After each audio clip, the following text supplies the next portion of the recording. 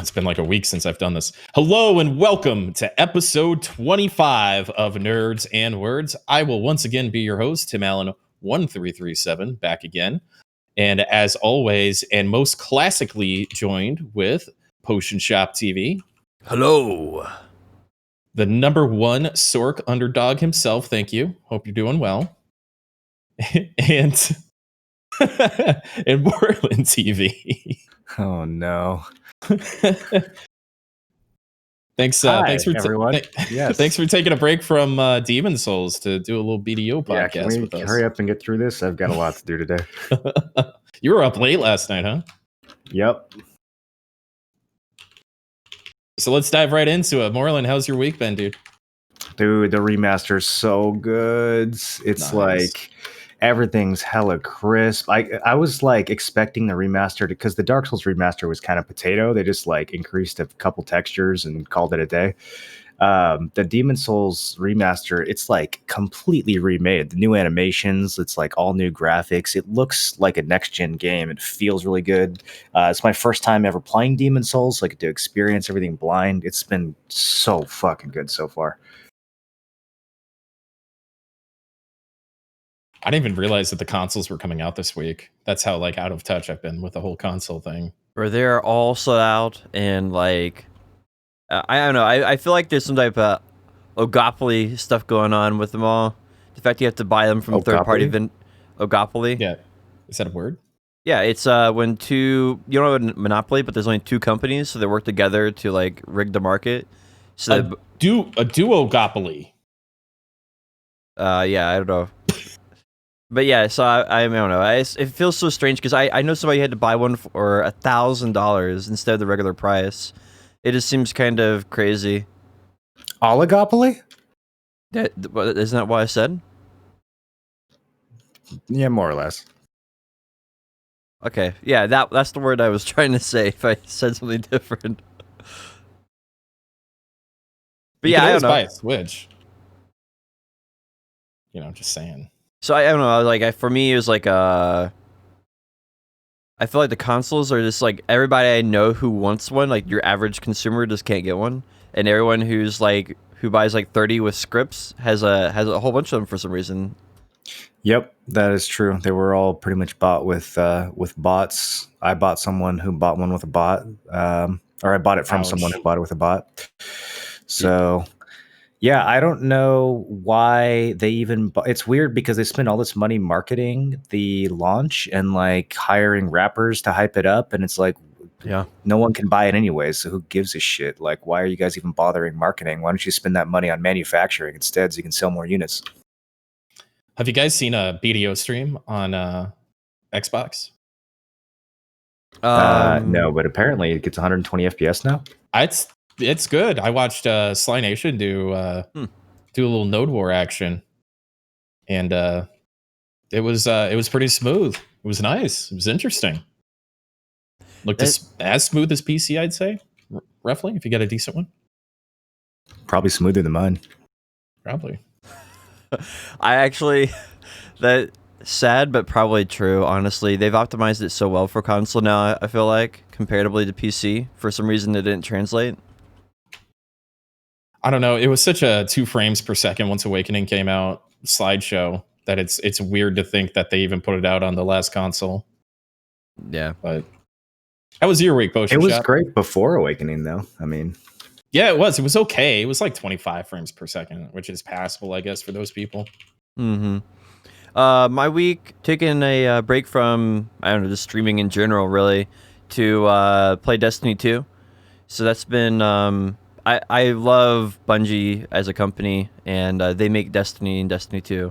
So I've been enjoying that. I've been spending way too much time here and not sleeping, hence why I took like a 4-hour power nap before the podcast. I've literally been doing nothing about it. It's been great. Yeah, I also took the week off of streaming. True. Oh yeah, I'm not gonna. Moreland had a nice piece about me last week, so I don't need to get in anything here. But sure. I want to apologize for not being here last week. You know, and I definitely took stuff a little too far, and there's some other things that happened and shit like that. That's definitely outside of my control. But this isn't the platform for it, like you said last week. But I'm happy to be back, and I'm extremely reformed. So in my week off, actually. I've got a lot of love and appreciation for all my fellow BDO content creators. So thankfully, I had a week off to be able to realize that. But as people watching my stream can see, I spent a lot of time on jazzing up some stuff on my OBS. I actually got some gains off stream this week. It's been 11 days since I've streamed, and I got a Garmos heart for my Dandy, so I've got that extra 3% crit, which is fucking crazy. It's a bigger deal than you think it would be. It was a surprise to me. I have 25 extra percent crit damage on Guardian, and then I think I get 8% crit damage on one of my attacks now too. So I'm just like running around Sycria right now with 32% extra crit damage. It's kind of gnarly. So the trash per hour is up by about 500 or 600 at least. And then, so we got a Garmos Heart. I got 2 DP just through Kafras. And we're grinding out my last DP here to get 359 DP, which is a bracket. I've grinded out like 1,000 kills in RBF over the past 10 days or so. So that's been really cool with Succession. I've been having a lot of fun with Succession. Even though I'm only 284 AP, I still just bop people. It's so much fun. So that's been an RBF icon yet? No, I'm working towards it. So I normally have an RBF icon on my Witch. I didn't realize how many RBF kills I had on my Witch, like 5,000, almost 6,000. And so I actually have a counter on my stream now. It's always there, and I've got like the death counters. And when I hit the number 8 on my keyboard, it adds to the daily counter and then the overall counter. So I can always see what my RBF kills are. Which skill is 8? Is that God Incinerator? Very funny.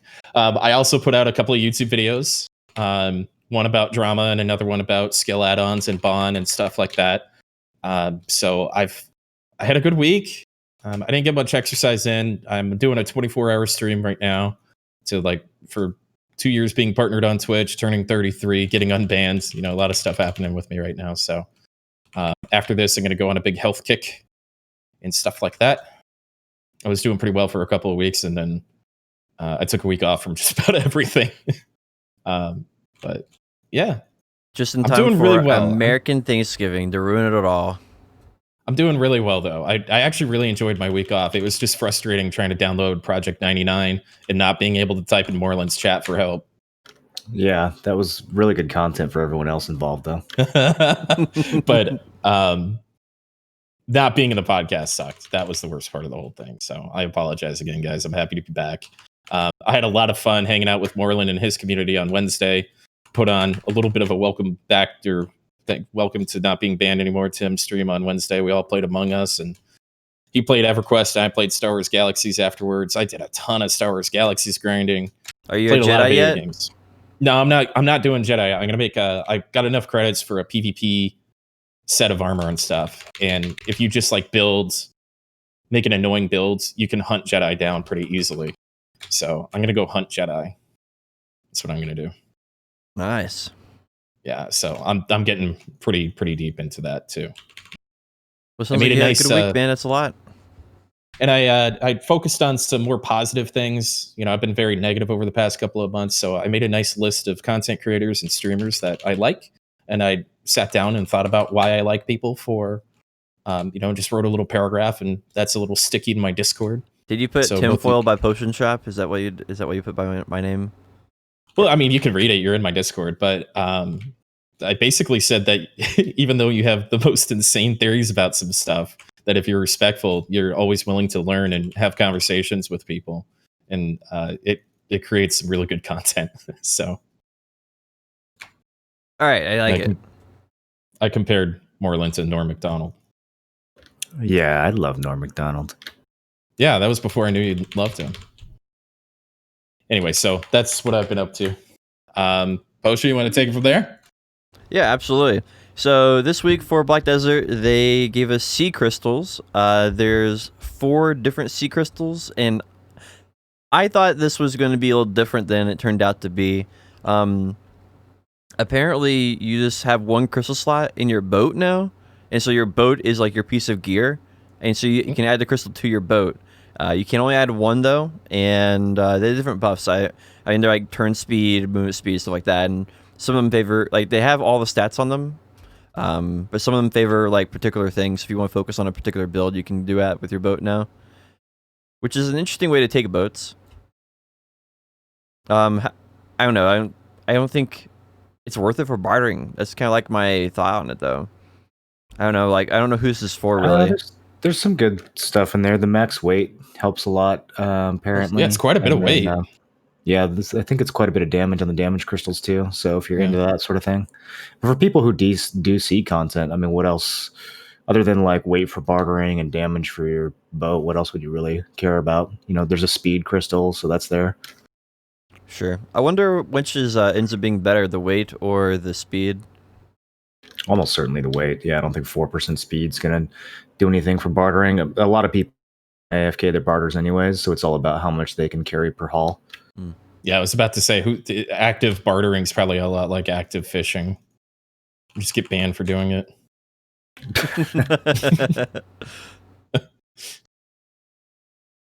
No, I think it's a good addition. It's fine, right? A little bit of variety and stuff. They've been giving some love to the sea content. I've never been a huge fan of it. I tried when it came out a year ago, and they got us all on that private server and stuff, but I just like actively playing the game. If I'm playing the game semi-AFK, I'm cooking. You know, there's no cap to it. I've got a ton of materials to process and cook and stuff, and the bartering thing. If I had a day job at an office where I had like a little laptop I could sneak in or something, or I had to be writing emails all day, might be a different story. But I just strongly prefer crafting and cooking over bartering. But you know, it's personal preference. That's what I like about this game, is that there's a bunch of different ways to skin the cat, you know, and as they keep adding this stuff, it adds a little bit of bloat, but as long as they keep it maintained and in Potion Shop's favorite word, balanced, then you know it's all good stuff to me. I do like I do feel like it's a good chase item, right? It like gives you something to do. Yeah, this didn't feel like bloat to me. This felt like a decent addition of content. I don't know if it's something that I'll get to because of, you know, how much of a grind it is to get a character and everything else. But I don't know. I think if the earlier stages of bartering had a little bit like better progression to them, you know, like less daily quests and just more interesting progression, I think a lot more people could get into it. I would definitely have an easier time getting into it. The whole like go kill a sea monster with 2 of your friends, like the group boat content, that seems interesting to me. But yeah, I mean, it's good that they're giving people something to do out there finally. Yeah, I actually think that the philosophy that they have brought to sailing is really neat, and it, you know, like, you know, they gave Manos gear for life skillers to work on, and they've given now they've given like activities that other people can work on as well. So I think overall it's been a good addition.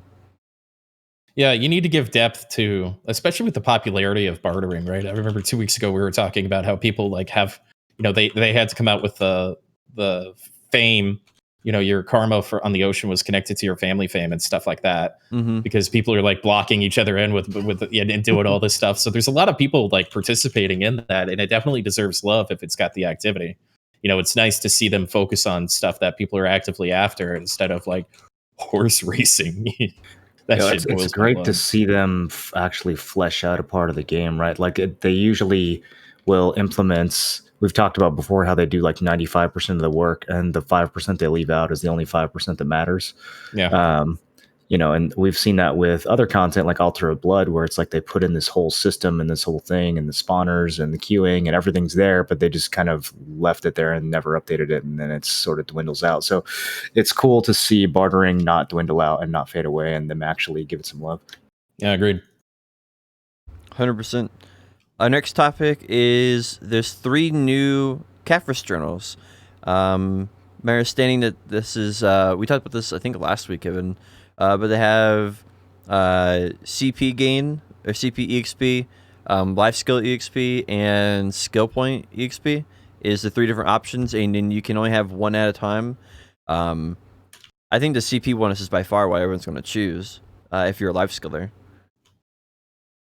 Can you swap between them, or is it just like you make your choice? You can swap between them with a little bit of effort. There's like a quest you can do, and then the quest will allow you to swap to the other one really easy. That's my understanding of it. Anyway, I haven't done it yet because it requires you to do the Caphras journal itself, and I'm not going to do that. I started working on it this morning. You know, I got 24 hours of BDO to play, and so I'm like, oh, I've got the Caphras journal. I'm like just a couple of hundred Caphras short of my next DP bracket, so I thought that'd be like really good motivation. And then I got to the cadres part. And you have to farm up to craft. I didn't realize you have to farm up to craft a cadre ring, and it's like some absurd amount of pieces of a ring. Oh, I have those in Kepler storage because I knew they were going to do this someday. Yeah, I saved them up like back in 2017. I was like, these motherfuckers are going to give us an adventure journal where we have to make a Caphras ring from parts. So I shipped it all to Kepler. I've got the Bassie belt pieces too. But you actually have the third Bassie belt piece? I've never gotten one. I think I have them, or I either that or I have enough of the like shitty pieces to combine for the good piece or something. I don't know. It's so obnoxious being friends with. It's so obnoxious being friends with somebody who's so much fucking smarter than you, dude. Kepler storage. You don't have Kepler storage full of items from 3 years ago on the off chance that you might need them. Yeah, they're like magical hose and grapes and Olvia and like crystals that I thought I'd use again one day, like the base experience crystals in my helmet. I never kept miscellaneous. Oh yeah, I've got some of those cadre items. Bro, I added up. I have like 500 of the Shrine Guardian tokens. I'm just waiting for bad boys to go up. And I've made like guild elephants too, and I've barely ever gotten any of those drops. And guess where they're at, Moreland? They're in Kepler. What's in Kepler? My Shrine Guardian tokens that I bought. Oh, well done. Yeah. That's where they put them. Where else did you put them? My favorite Kepler storage is Mad Cloud, the GM of Filter. He says he's got like 50 Serendia clothes and crowns stuffed in his Kepler storage. He keep them all in Kepler because he owns Serendia for like months at a time. I think that's the thing to keep there. Let's see. Our next topic is Caltheon Ball. Now, they did Caltheon Ball artwork competition this week as like one of their events. But they still haven't announced the actual date of the real Caltheon Ball that people care about. Is that correct? I think that's what my understanding is. So anyway, if you want to have a chance of getting a 3080 Ti and some other sponsored content from from their providers that are sponsoring the event, you can try to get the 3080 Ti or 3080 Ti, 3080 actually is a really good deal. I think that's for first place. Second place is like there's like some Black Spirit gear you can get as well. Wait, how do you place? It's just art. So you make art and then you just submit your art and you have a chance of winning. I don't think there's anything else to it. But yeah, we were supposed to talk about Caltheon Ball last week. Are you guys looking forward to Caltheon Ball? Like, why are you expecting to hear as an update for it? So I'm expecting that they're going to announce another female shield class, plus a screenshot of the snow region, and then 3 to 5 features that will never actually be put in the game. That's my expectation. I'm going to try to be a little optimistic on this because I know from having a conversation of me being pretty upset with how my question from the Heidel Ball. By the way, I filled that out. They were like, hey, if you have a video you want to send for the Caltheon Ball, and my YouTube link is, you made me look like an asshole last time. Why the fuck would I submit another link? So I don't know if they're going to choose that. You should have just resubmitted the same video again. The same exact word for word. I still have it. This added like this didn't get answered last time, so can we try this again? No, thank you. But from talking with the people that put it on, it was like kind of a last second, maybe not last second, but they definitely admitted not being super prepared for it. And I think once you really kind of Monday morning quarterback the entire event. It was definitely, last second. So hopefully they're a little more prepared and don't just throw a bunch of weird shit and cron stones at us, even though I guess that was, you give us free stuff and everybody likes it. I hope that instead of just going through previous patch notes or previous failed ideas saying that they're going to come back, they actually have an idea or a direction on what they're going to do with Node Wars is what I'm really looking forward to, because they've been saying that. Hold on, let me get through this, and not just tell us what's coming out in the patch notes next week or the week after, but really have like a little bit of vision, and that's hopefully why we don't have a date for this, is we're going to get some real substance on what they're thinking for the direction of the game, because every time they do this, it's been a failure. So hopefully they've learned from that.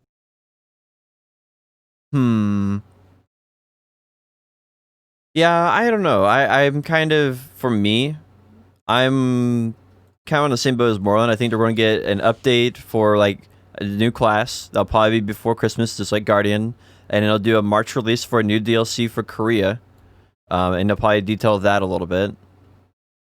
And I'd like to see past there though, if they could do a long-term plan. I think that would be nice, because like that's why a lot of players want right now, is they want like a little bit of vision. Anybody who's been playing the game for a while, they did talk about that updated Node Wars plan, I don't know, a year ago now, just about.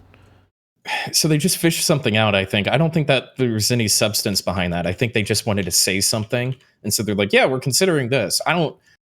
If that's real, then they'll say it again, right? But I think we will get some sort of idea on what they're thinking for a vision. Might be too big of a word, but at least where their head's at with what they're doing with Node Wars. Possibly Siege, but I think they forgot that even exists. Are they gonna delete Medaya Castle again this year, or? Right, exactly.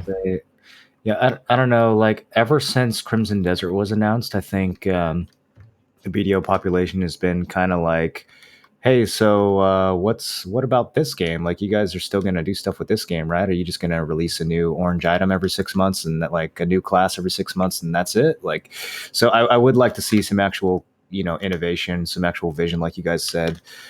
It does feel like all the good ideas are going somewhere else in the company right now, and it's unclear like what the future of BDO has been for, I would say, pretty much all of 2020. So I would love for them to finally just come out and say like, hey, we have been working on something, and we have been thinking about what we want this game to be, and that would be amazing, but I don't have any expectation that will actually occur. We've seen a little bit of that in like the ocean content recently. I feel like seen a little bit of it. I don't know why else they'd put this on. I guess maybe they're definitely doing the class thing, right? And then maybe a teaser of the mountain area and stuff like that. But I feel like from the conversation I had with one of the guys at the company, is that they felt that it was rushed and ill prepared. So I'd be surprised if they did that again. I'm forced to think that they're going to at least to attempt to learn from their mistake from last one, or else they wouldn't have one so soon. Maybe. It kind of reminds me of like YouTube Rewind, how every year they're like, hey, we heard you and we're going to do better this year. And then it's like 10 times worse. Yeah. Fair. Yeah. I'm trying to be optimistic. I'm reformed. Yes, I know. Yeah, we'll have to see. Like, obviously, hope for the best, plan for the worst type of deal. They need something, because I feel like right now, like, the reason I'm taking time off is to play Destiny is just because like Black Desert is not doing it for me right now. I need some time for myself just to recover. Yeah, we all go through it. I'm having more fun working on a website that calculates life skill, like profits and stuff, than I actually am making the profit in the game and progressing, which I think, I don't know, that kind of like, that's how I feel about the game at the moment. Like, it's just, we need something, man. You learn HTML in your free time. It's you're so bored of BDO at this time. At this point, well, it's like at least I have a puzzle to solve. You know what I mean? It's not just the same old shit. They did finally announce Thornwood Castle, like for real, Mm-hmm. right? We're gonna get it next week or the week after or something. I mean, it's it's in Global Lab, so that's the thing. I think they gave it an actual date. I don't know if it's for us or just for Korea, but I think it's like actually coming true. So, fingers crossed for that. Yeah, I mean, fingers have been crossed all year. Yeah, before the end of the year. Let's hope that we get before the end of the year. Actually, I think it's pretty likely we get before the end of the year. I think it's good. I think the getting a new class before the end of the year is probably not going to happen though. But I think I don't know. I think that the getting a new Thorin castle might be possible. What do you think the next season is going to look like? Because this season's about to end, right? Good question. That's a really good question. Huh. Well, my guess originally was that they're going to do the new class and release it with the new season because the timelines line up perfectly for like when they're expecting to announce it, when the season starts is like December 9th or something like that. Like it just lines up too perfectly. So I don't know. I kind of figured they're going to do a new class with it, but I don't know what else they could do. I don't think they can do a new class for 3 months.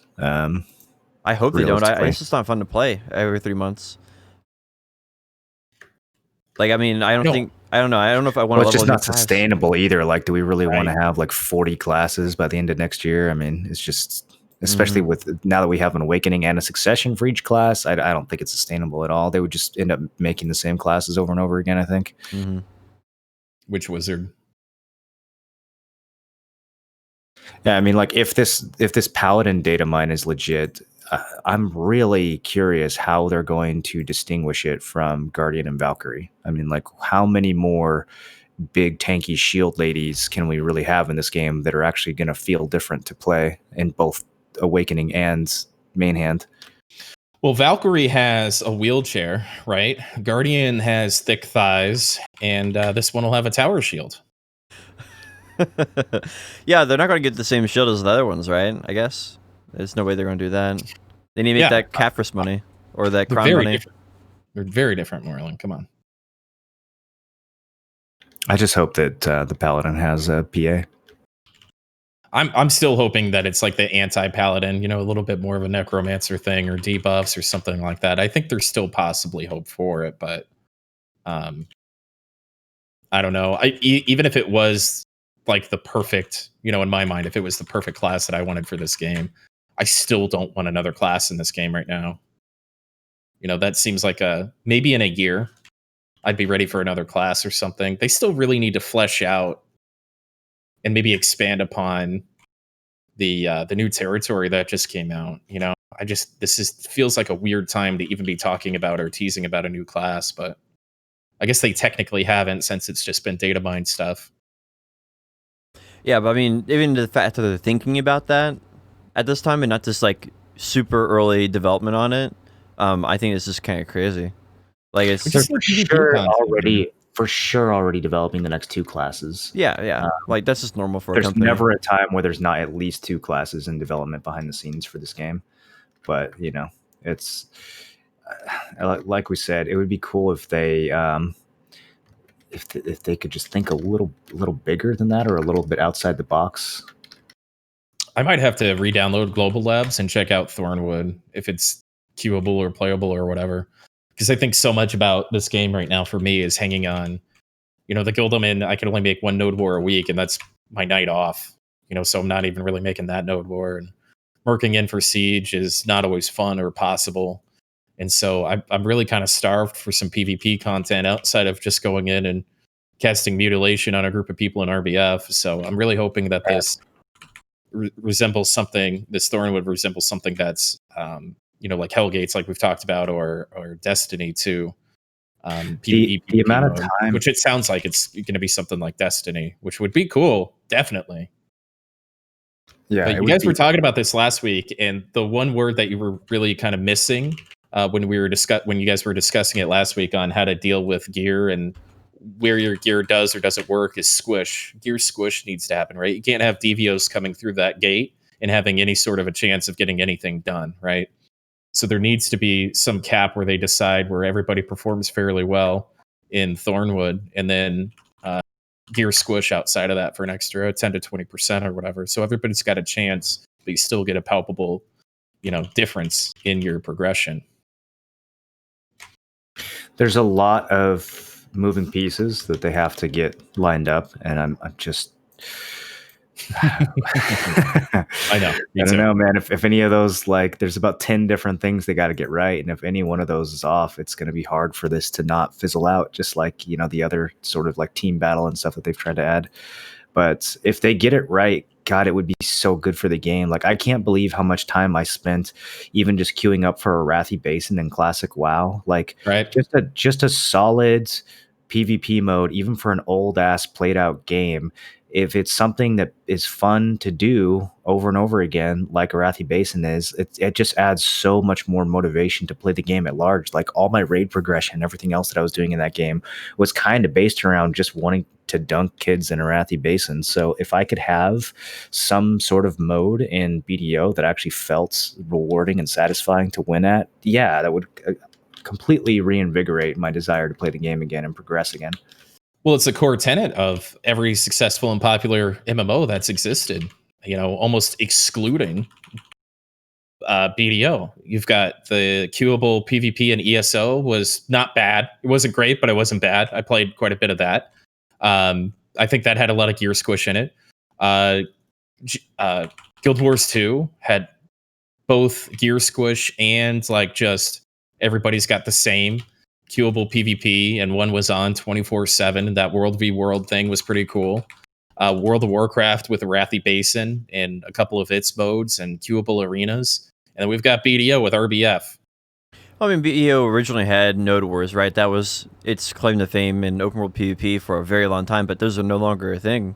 They're just no longer viable at all. So there needs to be something to fill that void, for sure. Well, the Node Wars need a different direction, or a direction rather, and then Siege definitely needs some attention. But the one thing that this game has always lacked is really good queuable PvP. Oh yeah, queuable PvP, yeah, that's true. Yeah. Which, again, like I said, not to reiterate, but is, in my opinion, a core tenet of a successful MMO. I don't think it necessarily would have to be queuable. I think that if there were open world PvP objectives that happened in this game spontaneously that actually mattered, like, for example, if you could declare war on a guild and like boot them out of a region by killing them a certain amount of times or something, like if GVGs actually had a win outcome, and there could be emergent open world PvP outcomes that I think would be just as good or even better than queuable, because that's how PvP worked like in the old days in MMOs, right? There was never any arenas or queues, but there were emergent open world outcomes that you could win or lose. If there was anything like that for BDO, I think that would be good, but I don't think that they like really understand that. And so I think a queuable scenario is the next best thing. I think I still would prefer queuable over something like that, because then shades of Darkfall and stuff where people are dropping decks at 2 in the morning or 3 in the morning, and then our Australian friends are already staying up or waking up at 4 a.m. People in England that play on the NA or at different times, just to do Node Wars and stuff. And I think a queuable ranked, even if it didn't have a rank, just a fun queuable thing. And hopefully that's how this works. I'm just talking about like fighting over grind spots, though, because right now fighting over a grind spot has no win condition other than which side is going to get bored first. So if you made it so that like every I'm not talking about nodes as in Node War. I'm talking about nodes as in like if we go to Turos, like the Turos node, let's say, has some kind of PvP counter on it. And if I deck on a guild, first guild to get to 100 kills boots the other guild out of that node for 2 hours or 4 hours or something. You know what I mean? So you can actually win that and grind there on Arsha or whatever it is, and have something you can brag about and show off, and have an actual in-game mechanic that rewards you. Like, there's just so many ways. Like, I don't. That they could make that work. That's just like off the top of my head. There's 100 other ways they could implement this that would be cool. But now we're just top to bottom. I think PvP just needs to be looked at in this game. True. Yeah. I mean, and I think the answer can be any of those, right? The answer could be we actually do like open world PvP. It could be GVGs. It could be Node Wars. It could be Siege. It could be this new game mode coming out. Like it could be any of these. I don't think. If any one of those ends up becoming viable, or when we won arena, right? If any one of those becomes like something that makes the player base happy, right? The majority of the player base that enjoys PvP happy, that's the answer, right? They just need one of those to work. And right now, I don't think any of them do. Yeah, and it's got to be fun. That fun factors into the per hour. I don't think we're all brainwashed to the point where we're not adverse to having fun. So even though the reward is always something that comes up with PvP, again, I'm going to go back to the queuable thing because we've got Thornwood Forest coming up. So if the reward for that sucks and it's hella fun, I don't know if that's going to be a big deterrent, right? Node War, nothing happened at Node War tonight. You go to RBF. Instead of that, let's queue up for some Thornwood, right? Because the reward for RBF sucks too. But, when you queue up with some friends or your guildmates after a war, it's the most amount of fun we are able to just spontaneously queue up for. So that factors into our brain. So I think a lot of communities and podcasts and talks and stuff get a little hung up on the per hour conversation, and we forget that there is fun to be had in a video game every once in a while if it's done. I made 0 gold per hour doing Arathi Basin. I believe it was 0 gold per hour. Yeah. I mean, if you have to reward people with silver, then you're just diluting your game's experience even farther, right? Because that's why do people grind for the potion because it's silver per hour? Does it save you money? No. They do it because it's something to change up the monotony of the game. It's something to feel proud of achieving. It's something to do aside from grinding silver. So I don't know. It's like those type of things. Like I think the whole silver per hour is really misunderstanding what people enjoy about PvP. Like, do people play Call of Duty because they're giving you like silver per hour? No, like not even close. So I agree with that. The whole fun factor is what it needs to come down to. I don't think the silver per hour is a good argument. Definitely could be a bonus, right? But I don't think that's the core reason you should be playing any PvP mode. Trade coupons or trading coupons. I don't know how you want to say it, but Moro, this is a big one for you. You wanted to talk about it. Yeah, so we kind of forgot to talk about this last week. It's really weird because it's a pretty serious exploit that no one seems to care about, including the devs. I just think it's really funny given like the history of exploits and pitchforks and like overreactions that people have had to shit this year. You're gonna get me in trouble, man. Come on. This one is just like completely nobody gives a fuck. But yeah, you can just like coupon your way to Guru 50 trading right now by using alt characters. I don't really want to like spell out how to do it, but it's kind of obvious if you know how trading XP works. And yeah, like no one cares at all. Like no one's getting in trouble. The devs haven't even responded. I think Garoshi's had an open ticket for like 3 weeks. So I don't know if they're actually going to do anything about it. I wonder if like they just don't care since it's tied to a Pearl Shop purchase. But yeah, if you legitimately got a trading icon in this game, kiss that shit goodbye because it's about to be nothing but cheaters. Do you care about this? Do you want it fixed? I mean, yeah. Okay, DM me how to do it. I'll stream it, and then the pitchforks will come out in about 2 seconds. I got you, dude. I got you. I'll take care of it. Well, it costs a couple $100 in live skill coupons, which is the only limiting factor. It really is like every time. His cats, man. They okay? Sorry, my cats were fighting. Yeah. I can find a couple $100 if it means making Moreland happy. That's fine. But trading is like, kind of a dead life skill now. So I guess that's why this is slipping under the radar. If people had figured this out back in 2017, then holy shit, like it would have broken the entire game. But yeah, I still think like, if the game's going to have some legitimacy and some integrity, they should probably do something about this in less than 3 weeks. It's kind of mind-boggling. Yeah, I think the main concern here is like trading might not ever be able to be a viable life skill just because of this. If they ever do bring trading back, then there's going to be a bunch of people who have these artificially inflated trade levels, and like you literally cannot get that high of a trade level playing the game legitimately. It would take you, not exaggerating, hundreds of years to get that much trading XP playing the game legit. So if they don't address this, then they're basically dooming trading forever. Have you brought this up in the partner Discord? Yeah, it's been very brought up very loudly by a number of people in the partner Discord. Now, And it's like, we've informed the devs, and then a week later, have you guys heard anything? We're still waiting to hear back. Was there anything from them saying that like you shouldn't do it, like there was with the IDC and payout thing? I don't know. I honestly, like, I'd have to go back and look. This shit was reported like 3 weeks ago. I don't remember.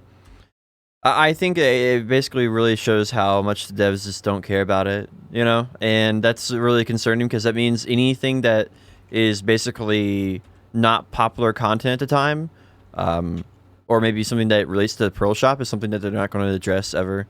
And that's just like really, I don't know, I'm afraid that means that the future of the games is going to be limited to that.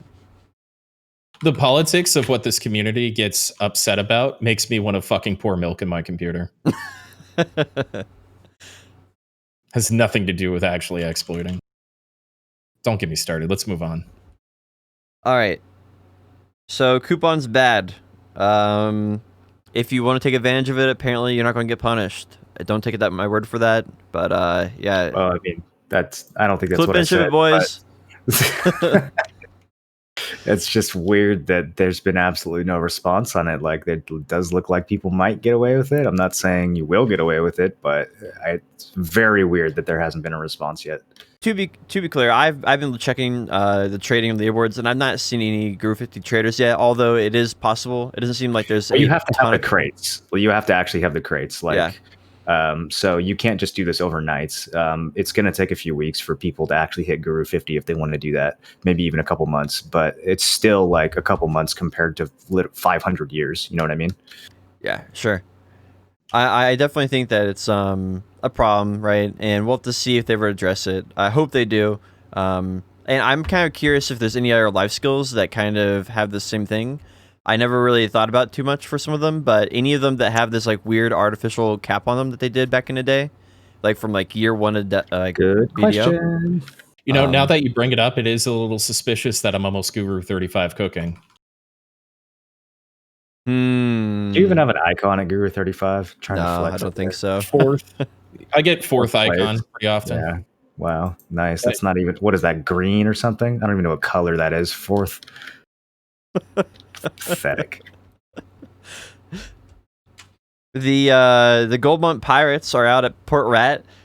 You can kill those and apparently make money. I don't know if those are popular or not, but so that's interesting. With the ocean thing, killing stuff at Port Rat. Yeah, I mean, you have to go out there and you have to spend a lot of time because it takes like 30 minutes to get out there. So you can't just go out there and spend an hour. You got to go out there and spend some time. The ocean, the boating people don't, I don't think they mind that. I think they enjoy it. It's a little bit RP for them. Is that the value? I'm actually wondering because it looks like they're setting it up to be like a money per hour spot. So I'm really curious if that's going to be the case. So we'll have to wait a little bit for people to test it, get some data on it. Do you like this whole idea where they're doing like this small content update for Port Rat? It seems a little. It seems strange to me that they do that, but not any like grind spot or anything. I kind of feel like they should put like an island out there with pirates on it or something. No, grinders aren't going to go. So you got to think about what you do when you go out on a boat. Did you ever do sea monster hunting or anything like that? Have you ever really done boat content, Potion? I own a boat, and I've done like 300 barters, but that's about it. So to me, in my perception, is that when I go out on a boat, I kind of leave the per hour mindset behind. And so even though it is a grind spot, when you're out on a boat, you enjoy being out on a boat kind of thing. You enjoy that content. And I think the people that do that very often are a little more concerned about the content side of things and it being fun than necessarily the per hour. And people who enjoy being out on a boat go, well, sea monster hunting, we used to have a per hour, but now that that's kind of dead, we don't have that anymore. So now they have an option to do the content that they enjoy and also make some money. Why not? Yeah, but I guess who's like counting how many Tungrad rings they're getting in Sakraya per second is really going to be interested in taking a 30-minute boat ride out to go make some per hour. Yeah, I don't know. It depends on how good the spot was, right? I would send a character out there and just sit there maybe. But I get what you're saying. I mean, I think it makes sense. Do you think there should be anything out there? Like, do you think there should be housing or anything, or do you think they should wait until they do BDO2? Port Rat housing. I mean, they had plans for Port Rat, didn't they? Like, Yeah. Wasn't there supposed to be a Margoria Part 2 and like Yeah, all that stuff behind the invisible wall? I think our joke was you had to use the climbing life skill to get over the wall to get to Magoria Part 2. Makes sense. Yeah. To climb over the walls. But it'll only activate when Medaya Castle's removed from the game. I think that was our joke in like episode 10. Man, I really wanted to go hunt Pirates 2.0 but out at Hasso Island. I think it could happen. This copy of the Pirates from the original Pirate Island is pasted there. Potion, do you know the lore behind Port Rat? Oh, fuck. I know that Lawn comes from over there. She's like a goddess of some temple. And really, Lawn? I thought Musa and Maewa came from there. Is it Lawn too? Yeah, there's a whole bunch of them. I think basically all the Asian-looking characters come from over there. Whoa. Please stop. No, Don't. well that's actually the lore though. Like that's why? Just because they're on the other side of the ocean? They all of them over there are Oriental. Like that's what all of them are. Whoa. Have you Don't ever do been to this. Port Rat? Don't do this. Like every region has a theme to it. I just got unbanned. It's my first stream back. Can we do this next week? Please. Please. They're watching me.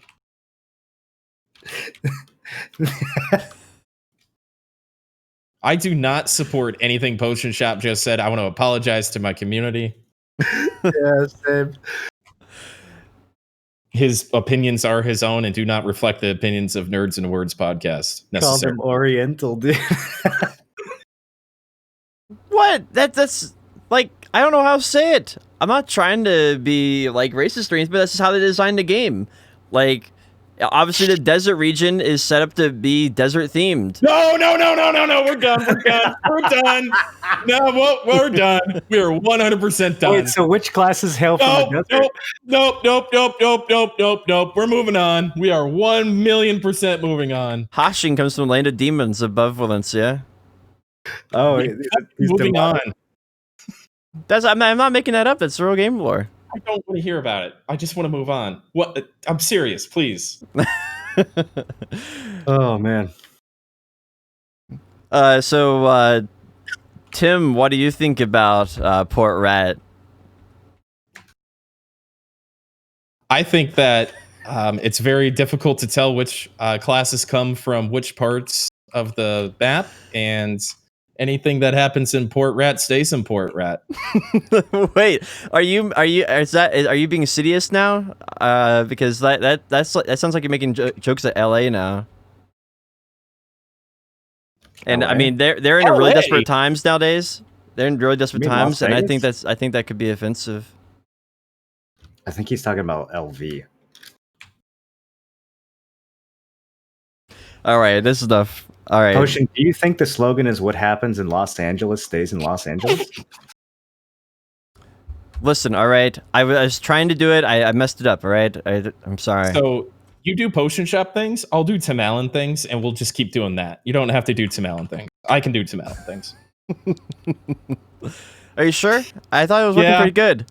It wasn't. It was derailing pretty hard. This has been a good first week back for Tim, I think. Holy fuck. I didn't realize you're doing a 24-hour stream. I can sit in your stream all day. Oh, this is gonna be so good. How many hours in are you right now? 6.5. Hell yeah, brother. I can hit my Potion Shop Aftershock drunk button all the time too. It's a story. I had to delete that clip. I'm so sad about it. Oh, I have it saved. Oh, good. Yeah. All right. So what's next? Derail Shop. So I thought this was going to be Villa buffs for free tints when I read this on the global patch, global lab, but it's actually new times for your Villa buffs. So you can now get 1 hour Villa buff, or you can get, I think it's a 30-minute Villa buff. So I think that's good because that matches the timing for scrolls, and so now you can, if you're only going to choose 1 hour, you only have 1 hour, right? Which I think is kind of nice. You get to save some silver. The fuck out of me. Okay, so before I go into this, I'm totally willing to accept that I might be being a baby raging drama queen right now, but for some reason, this annoys the ever living fuck out of me. When I read this patch note, I started. Okay, I don't have any hair to lose, but if I did, like, why? There's not anything else better that they can focus on. It literally doesn't matter at all. And not only does it not matter, I have to scroll now when I'm taking my villa buffs when I have 16 stars in mobs hitting me, and my UI closes itself even though I have the don't close the UI option checked. And so it's impossible to take my villa buffs while I'm in the middle of my rotation. And I have to put my tent further out, or I have to kill the pole first. All right, biohack. Thank you. I actually did not know. I haven't tried it yet. It's just me. So I was not aware that you had to actually had to scroll for it. I think the scrolling thing is crazy. I think it's really bad. For me, I wish that they made them 65-minute buffs. So, like, if I forget to pop a scroll right afterwards or something, I end up finishing most of my scrolls like a minute or two without buffs. And it'd be nice to have just a little bit of flexibility there. I think they should do it every 5 minutes. So there should be a 5-minute scroll, a 10-minute scroll, a 15-minute scroll, a 20-minute scroll, and it should go all the way up to probably 600, 700 minutes. And every single one of them should have a 5-minute interval, and they should all be priced accordingly. I think that would be a good use of the devs' time and a feature that a lot of players would really find valuable. You're saucy today. I mean, I think the idea of having these times is better. Maybe they should have replaced the old times with 30 minutes, 1 hour, and 9 hours. Maybe that would have been a better option or something. The scrolling thing should not be the answer. Or you can just buy a 90-minute buff like everyone else when you only plan on doing an hour, because it costs there's a fucking 100k silver difference, and it literally doesn't matter. And holy shit, I can't believe that there's something else they couldn't have fixed instead. That's true. They have 30-minute scrolls. I'd pop I just grind for 90 minutes. And then the last 2 minutes of my hour and a half grind didn't have, or last 30 seconds, if I was really paying attention, didn't have villa buffs, and it was fine. But now I have to scroll. I think it wouldn't bother me if that. I think what I'm really upset about is the fact that this button to not close my UI when taking damage still doesn't work after 4.5 years, and every single time my map closes or my villa buffs or whatever else I'm trying to do closes when I get hit. It's just god damn it, dude. It still doesn't work. And then people in chat, what makes it worse is the chat, dude, because then they're like, oh, why don't you just go into your options and turn on the thing that makes it so that it doesn't close when you take damage? Idiot streamer. I cannot say the number of times it's happened to me, bro. They're like, this dude, I'm like, yeah, it doesn't work. It doesn't work. All right. So hot take. It stars in on cliff rotation. The cliff kind of dies off to the side where literally everybody puts their horse in their tents. There's only 1 or 2 spots to put a tent, but you can do it over there. And then in Sakraya, there's a vendor where there's no mobs whatsoever. They all leash by the time you get there, and you can put your tent there. So I don't really run into that problem because I go where the mobs aren't at various different places. That's a waste of time. I put my tent right on top of the first crystal. If you're destined to hang, you'll never drown, my friend. I press the button, I hit the villa buff, and I press spacebar, and it takes 0.1 seconds, and I've gotten very good at it, and now I have to scroll, and I'm molding. That's it. That's all I have to say. Yeah, it is about the small time efficiency type stuff. I agree with that. I didn't see the scrolling thing coming in. You caught me off guard on that one. How do you load an auto path once you've saved it? I have no idea. You have to set another auto path and click your old button, I think. I think that's how it works. Unless there's a That just hotkey. saves over it. Oh, that's a good point. You could also kill the mobs first. I could. Yeah. Yeah, but then I want to have the Villa buff efficiency. All right. And it's always like one last mob you forget, and he's I was like, gonna say, sometimes like the mobs, dribble in. There's like one that's late or something. Yeah, that's always what happens to me. It's like Or one the little mob. of the rotation, like before I've pulled anything. You clear one pack, and then you put the tent down, and then you get your buffs, and then you pop your scroll and move on. Or they make the option to not close your UI when you get hit. They make that work. That's another solution. Just throwing it out. There's multiple solutions to this problem. If you not know where it was, go open up your menu.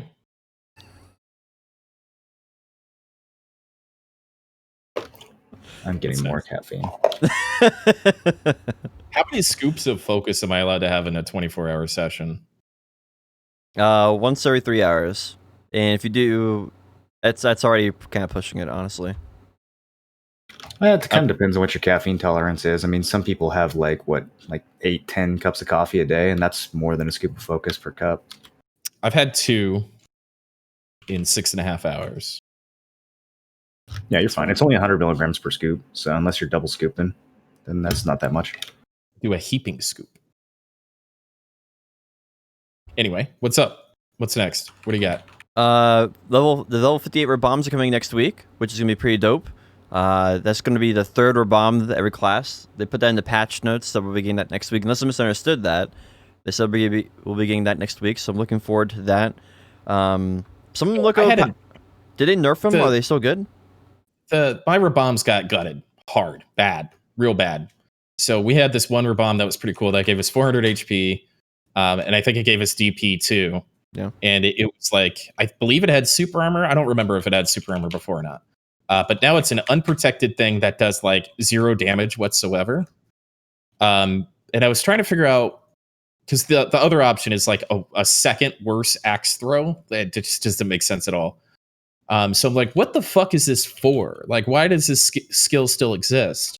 And I found out with some RBF that the range on it is roughly double the size of God Incinerator, maybe even triple. And so if you see a ninja go invisible or anything go invisible, or you lost track of something, you can bring out stealthies with that bomb. And it's pretty cool. So also I saw a clip from Frosty just this morning, actually, where he like confirmed that, he's a Kuno player from 2 weeks ago. And he's like, holy shit, this is actually busted. So just like PSA for any Guardians out there, your Shift Z will really make the stealthies mad, which is something we're all going to be happy about. But as far as the 58s, like I said before, I really wish that it was a level 63 or a level 64 bomb instead. But yeah, we'll see how they all come out. It's hard to look at skills and go, they're going to be good or bad or whatever the case is. But it looks like there's a little hope for Guardian in the things that came out. So again, I think having 58 bombs is bad. Just not what we need. Maybe they'll do 60 and 62 and 64. Huh? I don't know. I if they're only going to leave it at 58 and that's going to be it, they're just going to leave it there, then I think that's not good enough. I don't think that's good enough. Like I agree with you. If there's only going to do one, then it should be like 64 or 63 or something. But if there's going to do multiple of them, then I can see they're slowly working their way towards there, right? And I think they would have to think about maybe long term what problems that creates and how to balance that out. Like, do you replace old abilities, or do you keep the or like do the share cooldown? But I don't know. I think overall, the idea, as long as it eventually gets to 64 or higher, I think that's good. And there's a lot of old abilities that were designed in like 2016 that it'd be like really nice to have redesigned. They were kind of flawed from the get-go because they rushed them because they had they were trying to do a lot of stuff, and they've changed their philosophy since then. That'd be a good vehicle for it. I could see that. Yeah. Taking 2 skills that don't make sense and then making them make sense. But I think there's a lot of just absolutely worthless skills within the bomb system. And it seems that some of them got buffed or changed, but I guess you could call it a balance. Maybe my class didn't need a quick little 400 HP heal or something, you know. So it's kind of whatever. I think this is a big fat wait and see, and then probably wait another week and see. Yeah, true. I mean, it's kind of interesting how the pre-awakening kits in general have so much bloat in them to start with, and it almost feels like they purposely put useless skills in the pre-awakening kit because they want you to have to use something that sucks until you like unlock your good skills, which kind of made sense back in the level 50 era, you know, when like going from 1 through 50 was actually a thing. But now you go from 1 to 50 in like 10 minutes, so there's no real like pre-awakened skill progression. But they still keep releasing main hand kits where a third of your kit is absolutely, you would never use any of these skills. And then they kind of like make bombs out of those that kind of make them viable. But it's weird that they're like kind of making useless skills out of useless skills. I almost wish that the bombs would have just like replaced those skills to begin with. But yeah, I don't know. It's one of those things like, it's probably going to change a bunch more times over the years as they kind of figure out what they want it to do, or as power creep kicks in, or, you know, whenever we get like Second Awakening or whatever comes next. Mm-hmm. Man, these changes with the skill add-ons and second Garmoth and stuff, my trash per hour is even on stream. I'm just murdering these things. Crazy. It's really going to send a lot of inflation out there. Oh, apparently you can not only use that skill to pop stealthies, but it made Guardian a super good puller, according to chat. Skuko told me this. Skuko gave me the clip. I haven't watched it yet, but he's just said that in my chat, and I'm like, does Guardian have a better ground roar now? They better not have a better ground roar, dude. I'm sad. I can't believe that, man. If that actually happens. It's not spammable. It's a decent cooldown. Yeah, but still. Oh, that's good. Usually, how 8 seconds. 20. Oh, okay. Oh, that's pretty long. Every other pack. Yeah. Mm-hmm. I still feel like it makes Guardian kind of subpar at the low end spots though, and I think like that's what she needs some work on. I think Guardian is subpar anywhere in the game. Are we gonna get into this underdog conversation again? No, I was trying not to take the bait for it. The Alchemy got a UI update, so that's the last thing for the notes this week on the actual patch. I think they've been starting to do some more UI changes. So they have, for people who don't know, they have one big UI team, and they basically rotate and shift workload between the different projects and different games and stuff like that. So I'm glad to see that they're starting to work on the UI a bit more in BDO. It's always a mess. How do you know this? Because they did a interview a long time ago with the head guys at Black Desert, and one of them was the UI guy, and he's like one of the founders of like Black Desert. That's why the UI division's like so huge. And by huge, I mean like it's relative to like other game companies and stuff. Yeah, they did like a little interview with him. Anyway, I think it's interesting. Like the and hopefully like I hope they start doing some more quality of life. Like hopefully get rid of the stupid scroll menu and Villa buffs, right? That'd be nice. And some other things like what was it? They did something on Global Labs this week.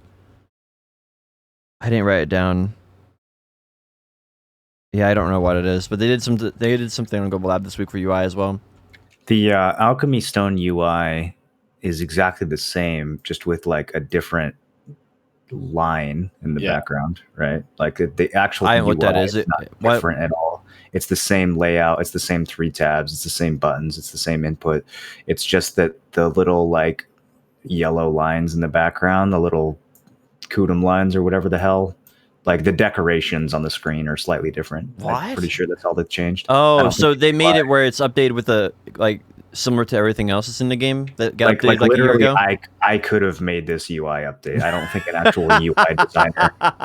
Like there's no change to the interface. It's just like a different piece of glitter on the screen. I was trying to be positive about it. I'm losing hope. So that's it for the patches. Though, is there anything else in the patch notes? We'll get into the events here in a second. Yeah, they gave us a. Oh yeah, okay. The events. Go ahead. My bad. The events were Thanksgiving events. There's a lot in the Thanksgiving events. Like a lot in there. What do you guys like about it? Is there anything new that you guys like? I'm up to 5 memory fragments and I think 12 cron stones grinding at Sakraya so far today. So that's cool. Killing wild turkeys. Very scared wild turkeys. I don't know. There's so much stuff on my challenge tab now. Yeah, I don't even know. I haven't even started digging through all that shit. I've been keeping up with my processing for my big fail stack, though. I have been doing that. You can apparently do one of them for 300 milk. Oh, really? And you can just pile up the processing stuff and do it all at the end, right? Yeah. But I don't want to do that. I'm just doing like 3 to 9 at a time.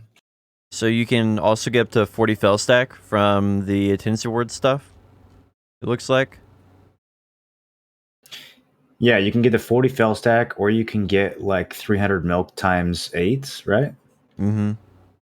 Which I don't know. So, I mean, it just depends on what you do in the game, I guess. Yeah, I'll take the milk. So this negative 50% drop rate buff is kind of, or debuff is kind of weird. Wait, what? It's not working properly? No, I'm getting 50% less Dungrads, man. Uh-oh. Wait, are you talking about the bug that they had a while back and that they fixed and it didn't drop right now? Can't tell if this is bait or not.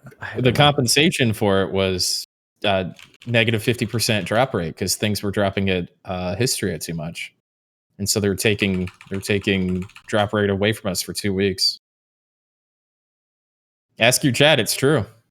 I thought they buffed drop rate for 2 weeks to compensate for it being bugged. Oh, is that what it is? Yeah. Then why am I getting less loot? You're just getting unlucky. Have you counted your Blackstones instead of your Tungrads? Dude, my BMCs are going down too, actually. What about your Blackstones? I don't know. I just threw those in the trash. But no, okay, so seriously, let's. Yeah, I thought it was 50% drop rate bonus for 2 weeks. So I didn't realize you were going to take that so seriously. Sorry, man.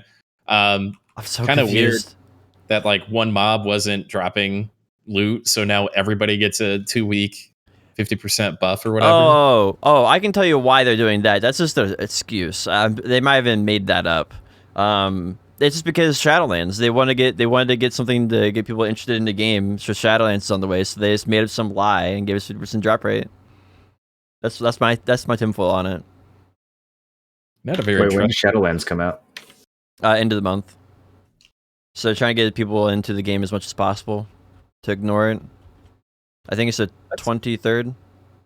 So the grind buff will end right as Shadowlands comes out. That's nice of them. Well, that's the one they're going to have the big update. I'm sure they're going to do something silly with it. That or they're trying to make all the money as possible beforehand. That's also a thing.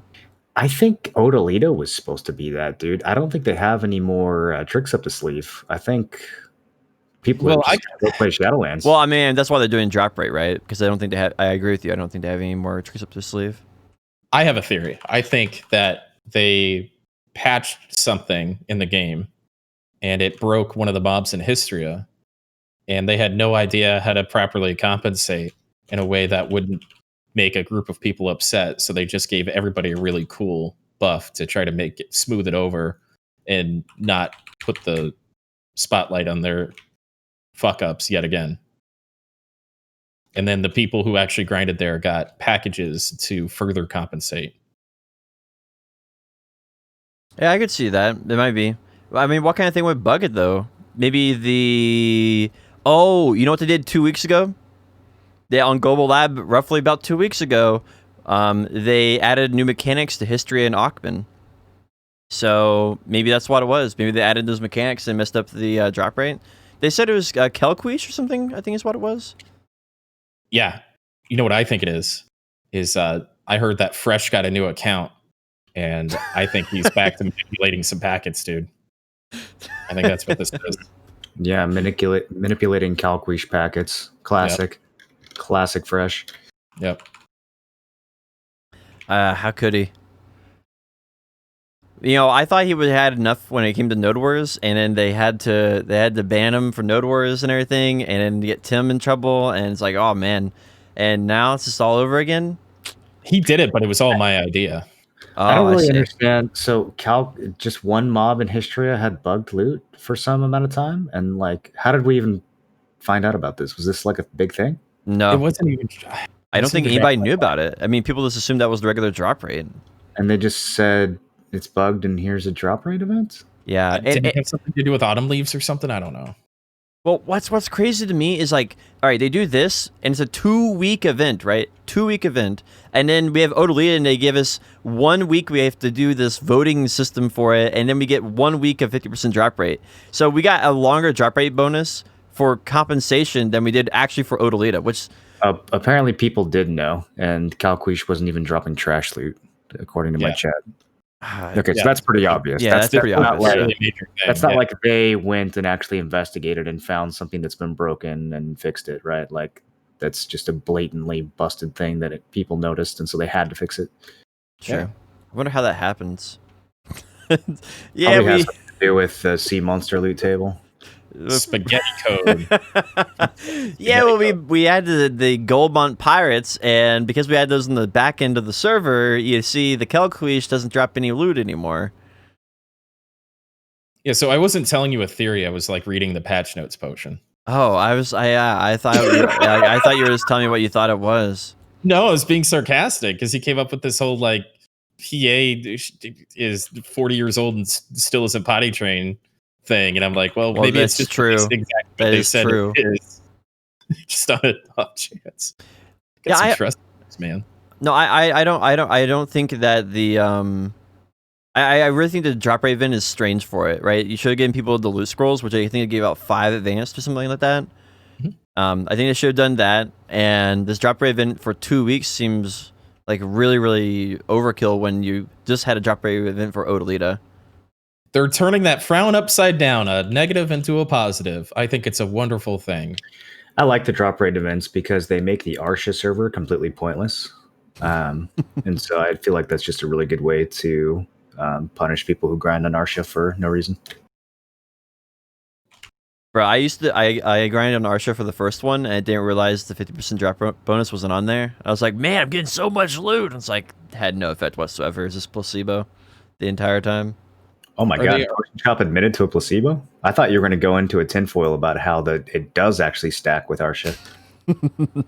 Are they arguing about compensation that everybody benefits from? Yeah, Potion Shop hates it when people are happy. This is true. Have you guys fought the turkey boss? No. The same turkey boss in the 3 years in a row or something? No, he has a wife now. Did he have a wife last year? I see his personal lives. I think you kill his wife and child now, as well as him. Yeah. Okay.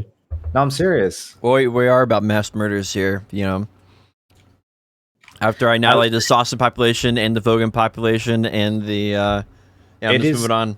It is a little sad, yeah. My chat was saying, pardon our Targargo. I think it's time that we co-op with Targargo to defeat Zarka instead of murdering him and his family every year. It's getting a little sad, to be honest. I think we need to flip the script a little bit. Next year, I want a summonable Targargo that fights alongside me like a wizard pet, and we shall defeat Zarka together. I think that'd be a wholesome Thanksgiving event. I think, we could tame him as a pet, and then you get him as a pet, and you can put him together with the dragon pet from Garmoth. And you can have a tier 4 drum. Your tier 4. His wife can show up too, and then Zarka can drop Targargo eggs. So we'll actually be rescuing his children from Zarka, but then we'll be opening the eggs for loot. So we won't actually give the eggs back. We'll steal those so we'll still murder his children, but he and his wife will get to survive. So that'll be an improvement, I think. Yeah, this is a hell of a podcast. I think if we actually had community managers in this game, we could have like this really cool thing that is kind of a play off of an American tradition where like the president pardons a turkey. We could have like CM Nobody show up and like despawn a turkey boss and go, I pardon this turkey. like on Thanksgiving Day or something. Yeah. Everybody gets loot just for being like online in the game. Yeah, you just walk up and there's just a treasure chest instead of the turkey, and the turkey gets to go free. Aw, we should do that. That would actually be wholesome. No, that would be wholesome. Children murdering or whatever y'all are getting excited about. I love killing monsters in video games, and turkeys are considered monsters right now. All right, so anything that it goes to save the turkey population, I'm all for. I'm just happy you said monsters. I wasn't sure what you were going to say. Apparently, the wife turkey is also named King. So there's 2 king turkeys. I find that a little confusing. Whoa. I mean, girls can be kings too. Obviously. Don't get into this next. You just hit race. Now you got to go for gender? Fuck, dude. What region do the turkeys originate from? Take a day off. I've taken a week off. I got to make up for lost time. You don't have to. Fuck.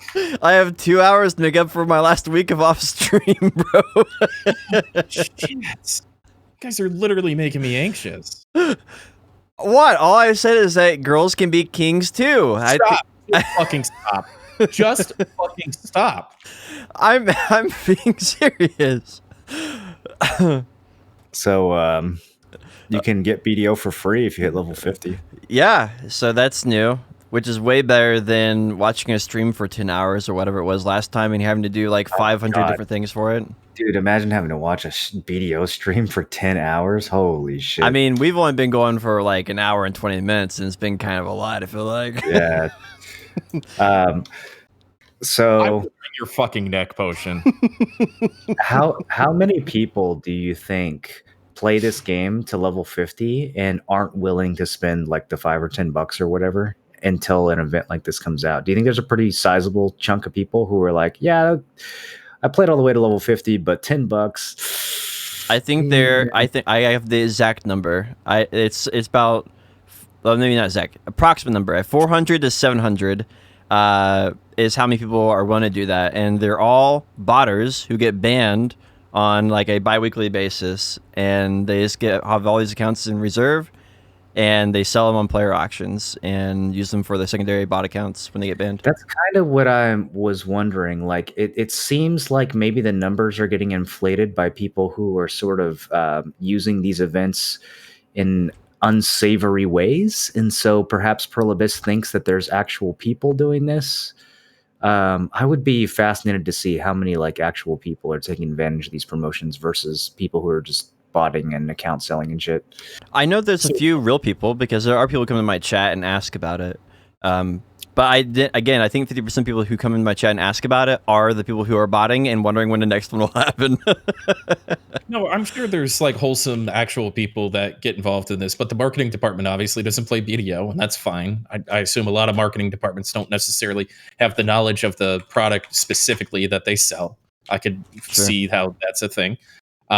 So bad decision right there. Unfortunately, the people in charge, I always feel like whenever we talk to Pearl Abyss or need to talk to Pearl Abyss about video game stuff, it's like talking to your mom about video game stuff. You know, it's like, hey, could you fix this thing in my video game? And they're like, Tim, come on, we'll get to it. Come on, come on, let's go to the grocery store. Like, that's how I feel like this is being treated. Like, it's a company that really does something else, but they also like do video games sometimes. But yeah, I don't think it's just every single time the game is free, it just brings a bunch of exploiters and hackers and speed hackers, and their shies flying in the battle arena skies with trade icons on their head. And you know, the only real person I know who's really excited about this is Fresh. Well, I hear he's in desperate need of a new account, so he can do more packet injection. So yeah, wouldn't he just packet injection himself a Game Pass? Why would he need one for free? Well, no, he packet injected himself to level 50 so he could get it for free. Oh, okay, I see. Yeah, you wouldn't want to have to level all the way to 50, like by playing. Or pay $10. It's so difficult. I mean, he's just gonna get banned again, so why would he spend the money? Oh, okay. Well, cool. Get the game for free, you guys. For $50. Without having to watch Potion Shop stream. Exactly. Or sleep, as it may be. So Global Lab? Yeah, Global Lab has a few things. The first one is they did Swamp Nagas in Serendia. So they did a Hadoom version of that, which is nice. You see that video? Did you see that video? What video? It's like Dynasty Warriors, the density of the Hadoom thing. It's absolutely it sounds awesome. nice. You haven't seen the video? Somebody link these guys a video. I'm just kind of waiting for it to come out because I don't want to spoil it, Tim. All right. It's not like a huge time, thing, dude. I've been waiting for more density. I've been missing my Dynasty Warriors. I was thinking about that yesterday, that I missed Sawsons. Don't link it to me, link it to them.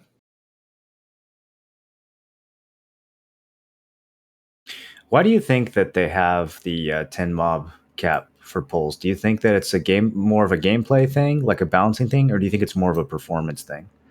Like if people's PCs could handle pulling 100 mobs at once, do you think they would rebalance the loot and do that, or do you think they would keep it the way it is just for like design reasons?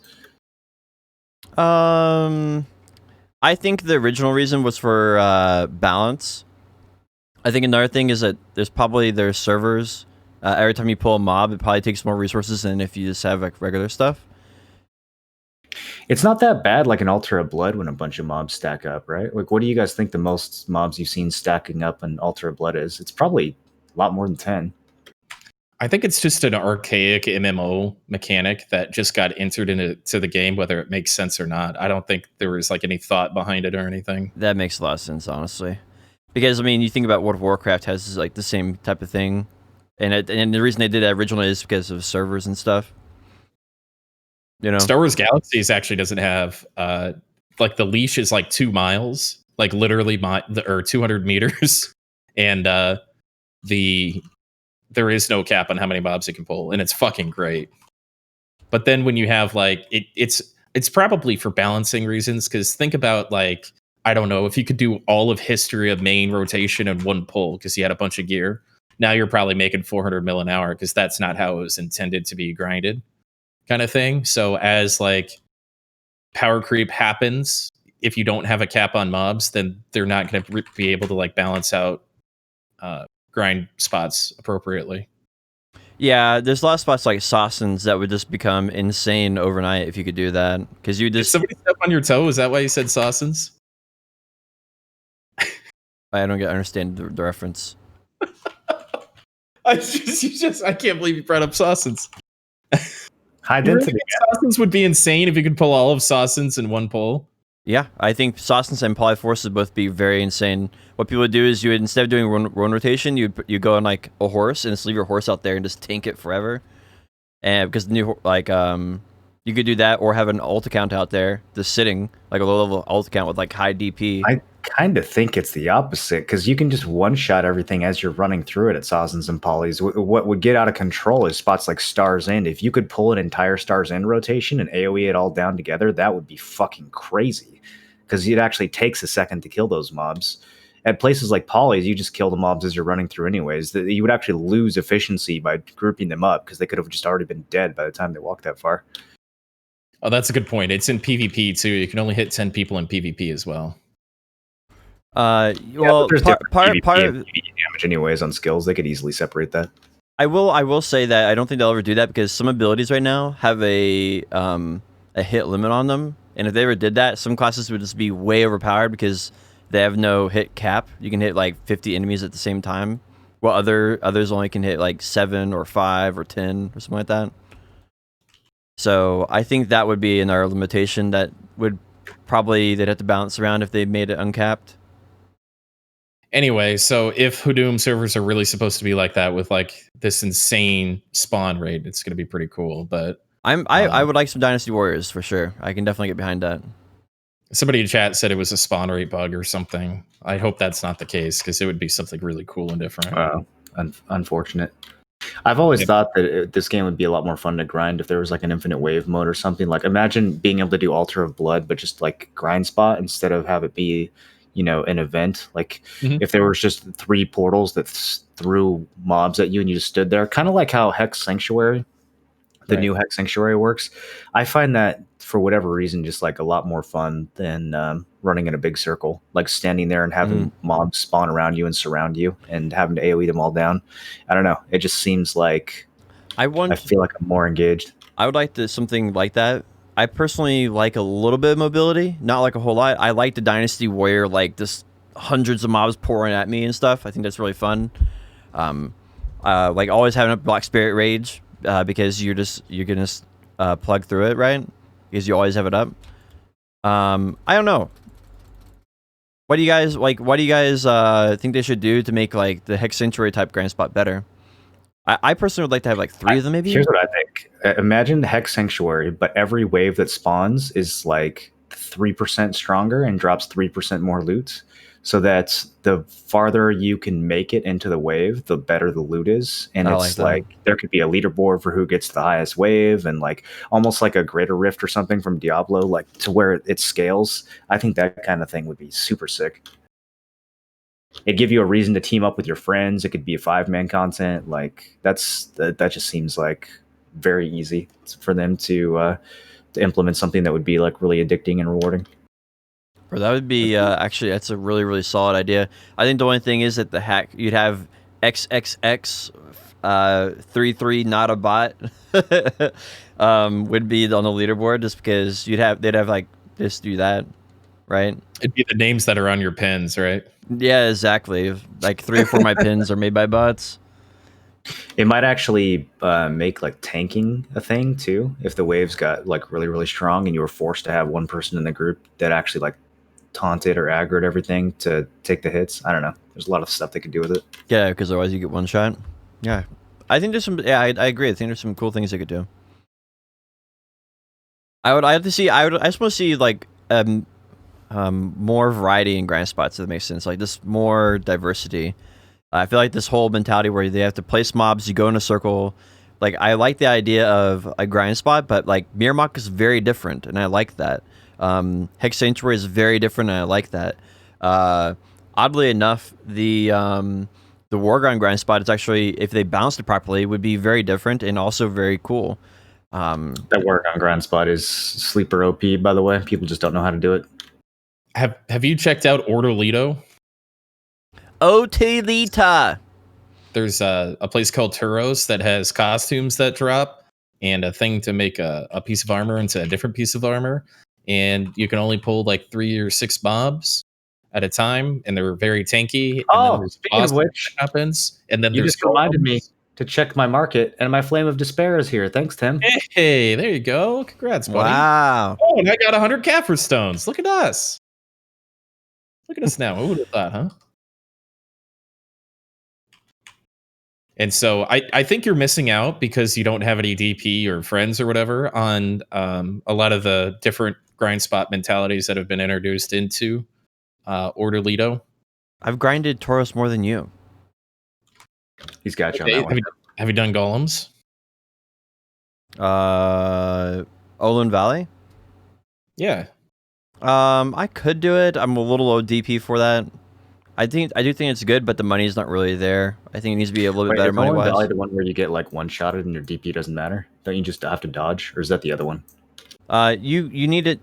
I'm thinking of Crypt, right? Olin Valley 300. It does one shot you, but there's some like smaller basic attacks that you have to be able to tank, and that's really the where their DP comes in.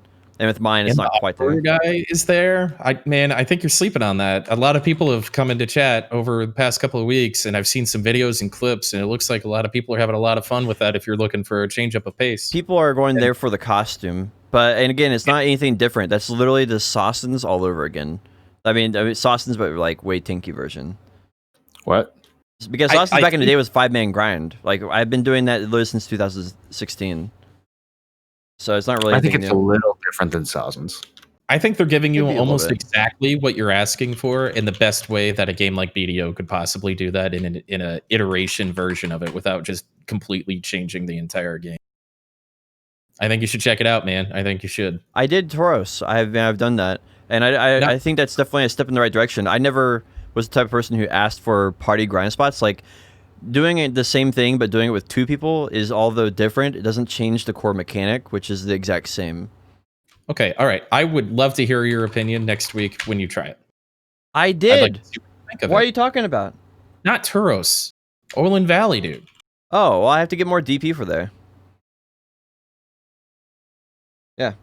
Plus, finding I groups. understand Turos. The only I people, understand most Turos people that is grind not- there is Snake, and I'm not sure if they're big fans right now. Yeah, where do I take this thing? Down into the Helms cave? Yeah. Yep. Yeah.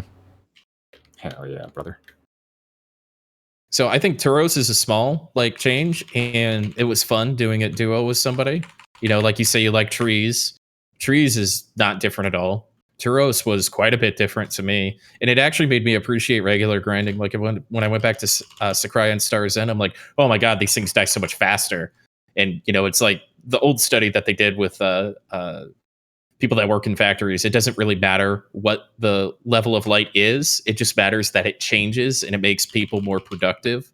So the psychology is, I think, roughly the same. Just doing something a little bit different, a little bit different paced, makes the other stuff that you used to do for hundreds of hours at a time a little more palatable. So I don't know if you can get a group or some DP or something like that. I think it's something that like a lot of those grind spots out there, I think you'd really like. I know you did a lot of Turos, but I think you should do the Valley and see how that goes for you. Yeah, I see it. Those are the exact same, man. Those are what the average community has been asking for a long time. But I don't think those are any different, right? They're just go from point A, go in a circle, and just repeat, right? They're just a two-man version of that. And it, like I said, that's the same thing that we did back in 2016 with Sawsons and several other grand spots.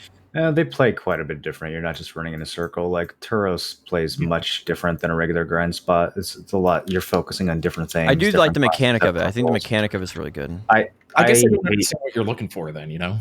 Yeah, I mean, I don't personally like Turos. I couldn't stand grinding there, which is why I put this order up for the Flame. But I can see why it appeals to a certain type of player, and you know, like I can understand that other people enjoy it, even if I don't personally enjoy it.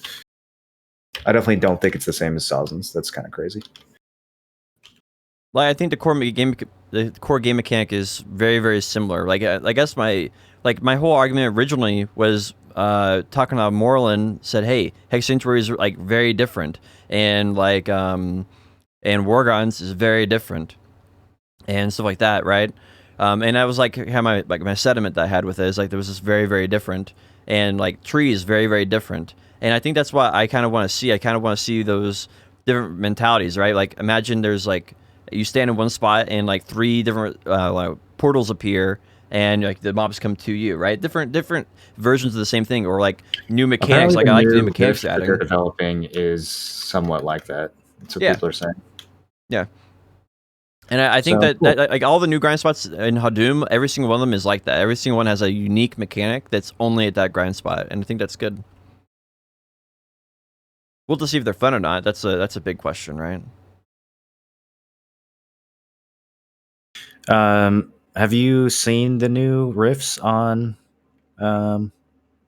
what's it called? Global Lab?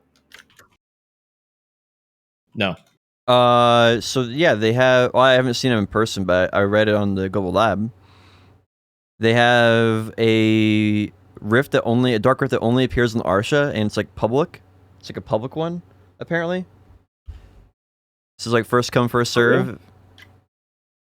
That's cool. So that's fucking sick if that's true. Yeah. With DVDs in on and everything? Yeah, with PvP on and everything. Basically, it spawns the Caltheon mobs, so you can get Cyclops there, Ogre, the Trolls.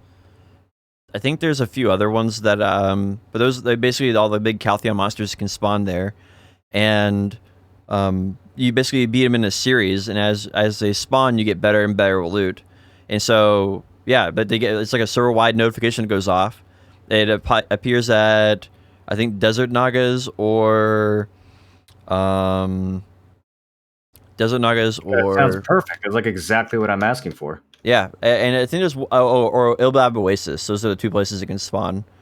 But yeah, it appears on. I think the only thing I don't like about it is it's only on Arsha. I feel like it should be something that's on all servers and randomly appears. Fuck the other servers. But yeah, currently it's only on Arsha, so there's a reason to do only Arsha now, I guess. And I think it's definitely a solution to what a lot of people have been asking for. Is something that this kind of gives you a reason to go PvP.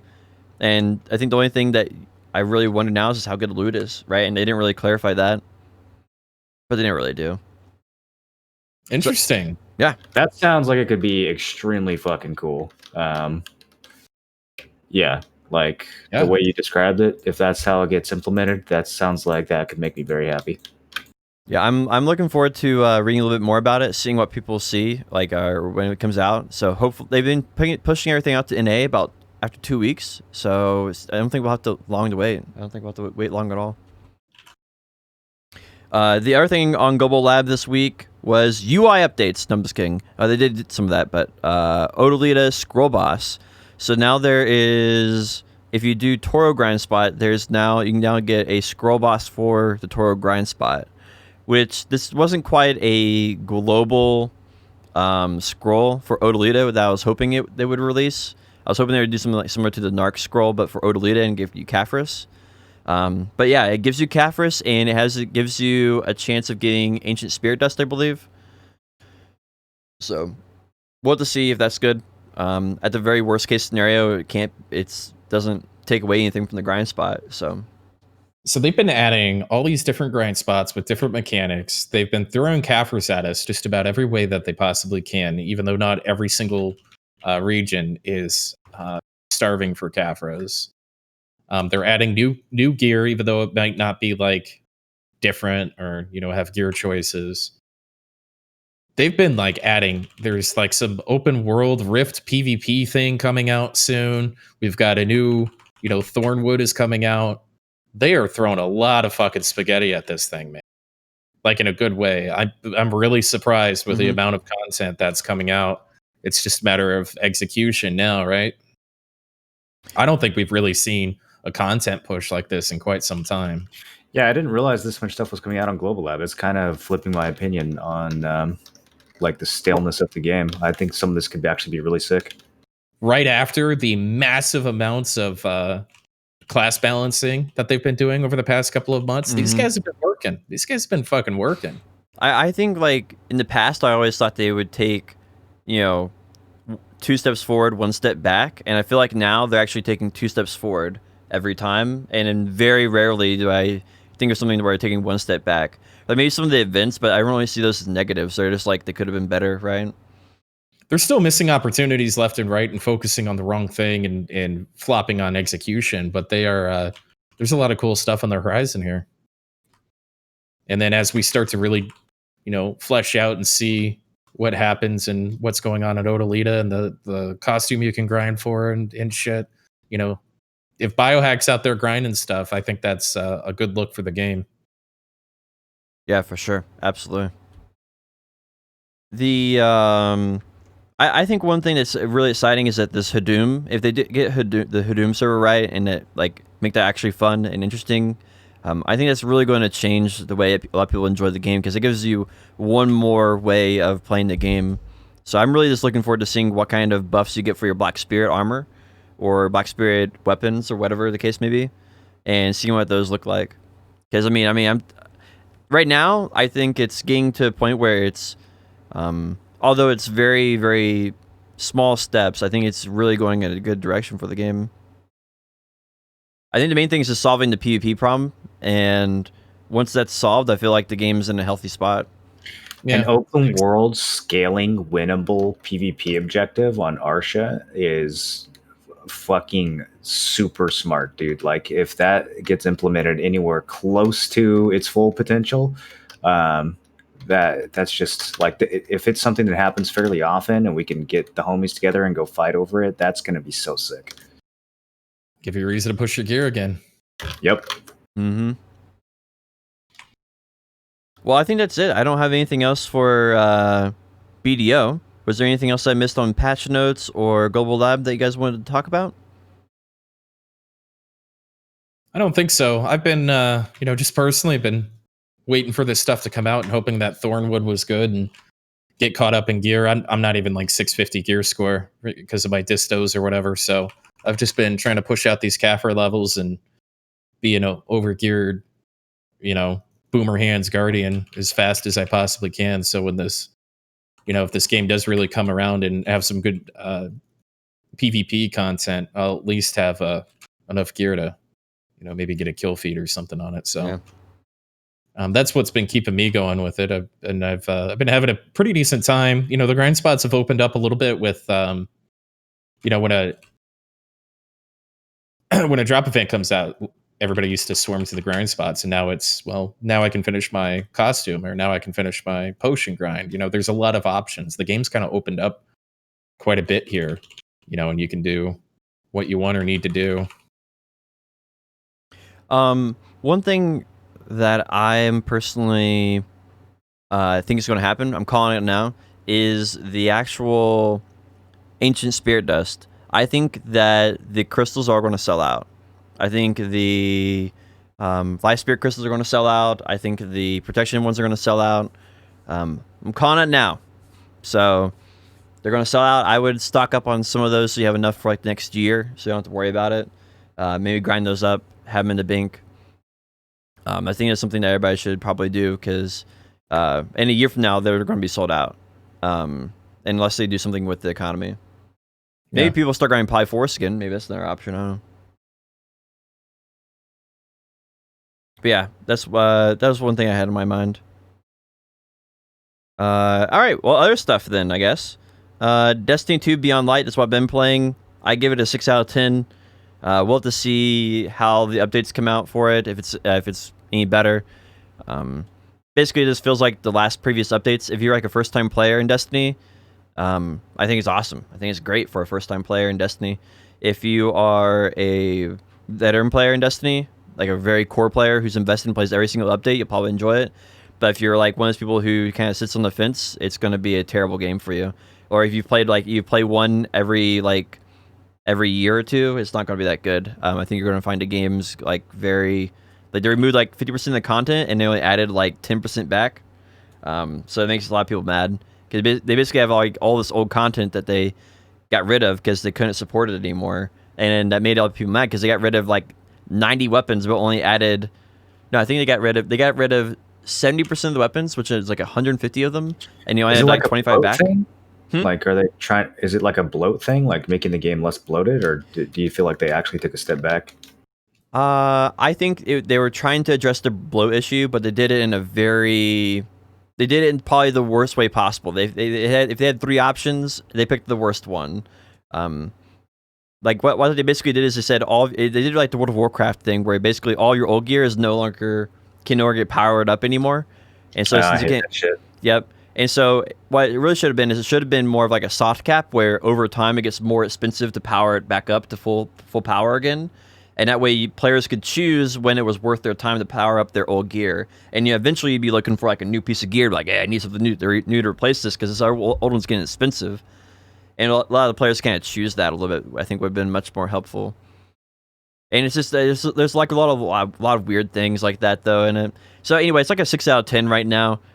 If you're just bored out of your mind, then maybe pick it up. And if you, I think it's probably like a $20 value, and it currently costs like $50. So it's a little high price to think for the value. We'll have to see. I mean, they like time gating their content, so they usually release it over the course of like a month or two. So we'll have to see if the next month or two of content makes it any better. But anyway, right now, I think half the people are disappointed and half the people are like, it's fine. And I think it's very, very polarizing though for the community in Destiny right now. I think it's like a love-hate. There's no middle ground for it. We got Bond skills coming out next week too, right? We kind of skipped over that. They do have those come out? Yeah, they said November 18th. They said that in the patch notes. Wait, maybe I got that backwards for the Raboms then? Did I get that backwards for the Raboms? Because I thought you did. Let me pull it up. And we get the tag system too. Oh God. Wait, we actually get the tag system? Wait, now you're not a fan of the tag system? What happened? It's never been a fan of that system. It should not be related to tagging at all, unless they're going to fix tagging. It should just be a separate ass thing where you can link your 2 characters together. They need to stop bringing back broken systems and let go of it. Tagging sucks. I want to be able to turn in Imperial crates on my goddamn warrior, or else I can't use the system. It makes no sense. Yeah, they should enable trading when you're tagged. So I think we're going to get a lot of stuff tomorrow. Let me see.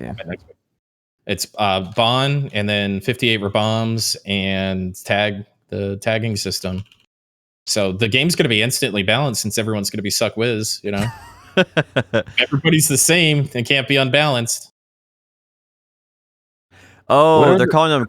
Skills? Yeah, we're getting both. Okay, I only read the second part of it. So they're called core skills for the translation, not bond skills, I guess. So bonds are now be called cores. That's the translated name of them, and then we're bombs. Okay, that's awesome. Where did you see the tagging thing? It was in the partner Discord. Oh gosh. Yeah. Did you leak that again?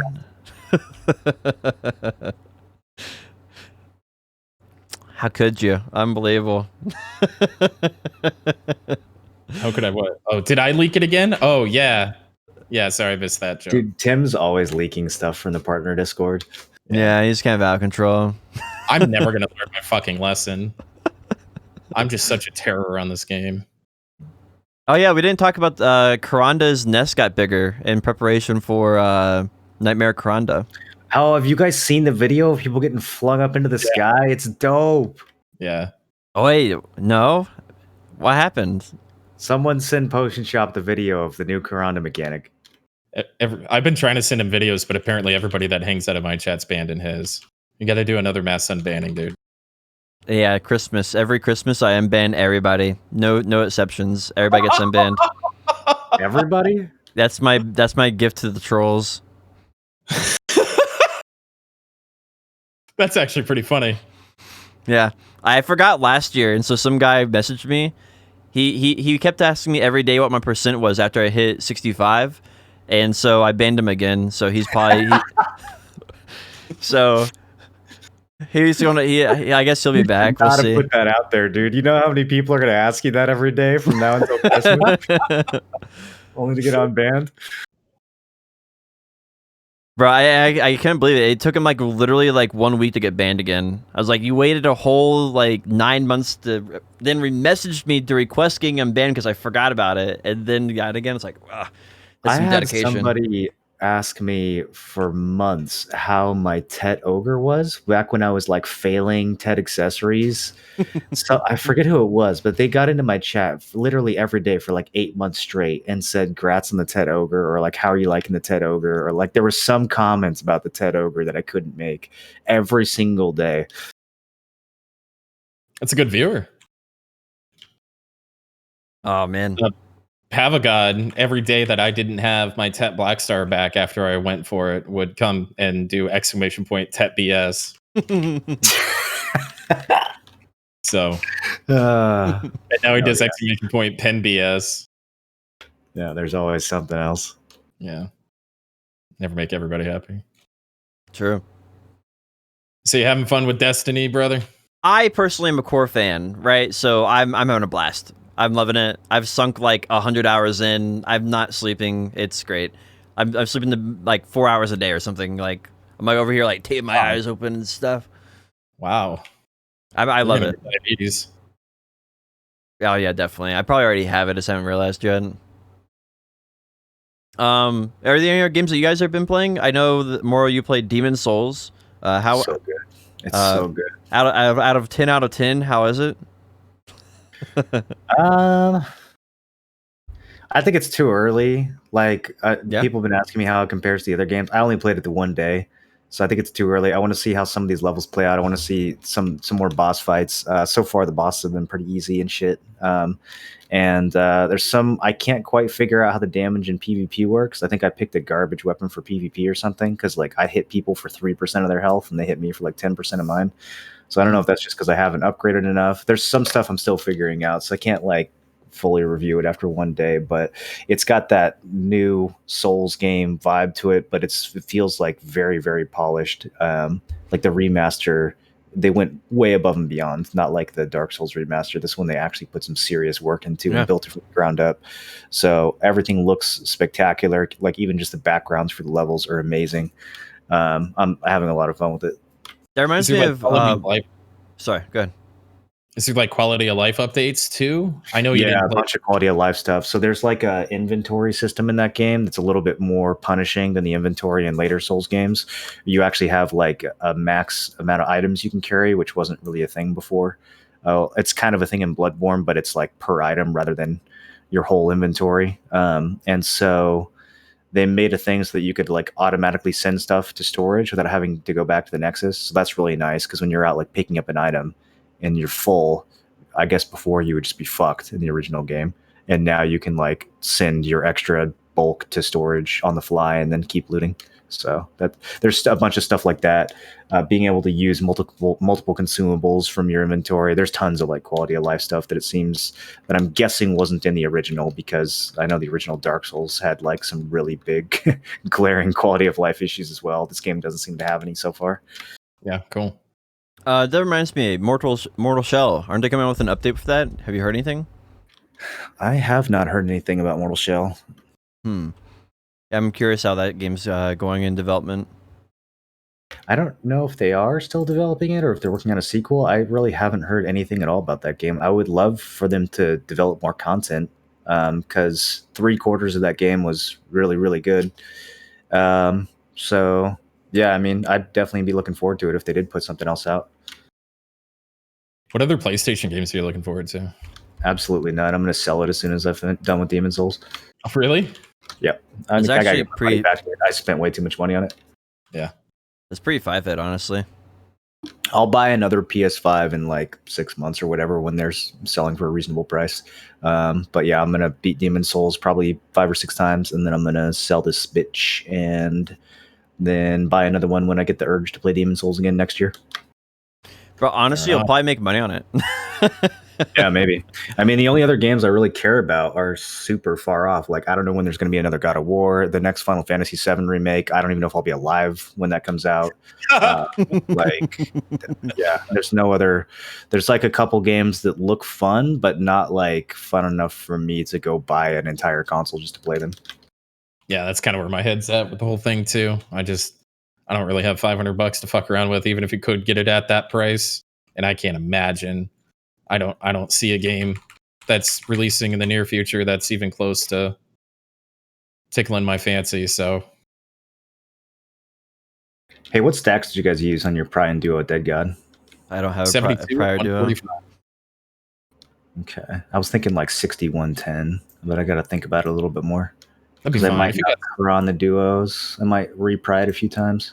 can't crown the duos, it's too expensive. It's like $1,500. Yeah, that's what I'm thinking. I think I'm just gonna bareback it. Yeah, bareback it and overstack it. It just depends on how you want to do it. If you have a plethora of like free stacks from events, I got a lot of 60 stacks. I Yeah. think I'm just gonna slam the prize in 60. Yeah. They're 72, right? They're with Valks. No, like I have a bunch of 50s that I would valk to 60. Oh, okay.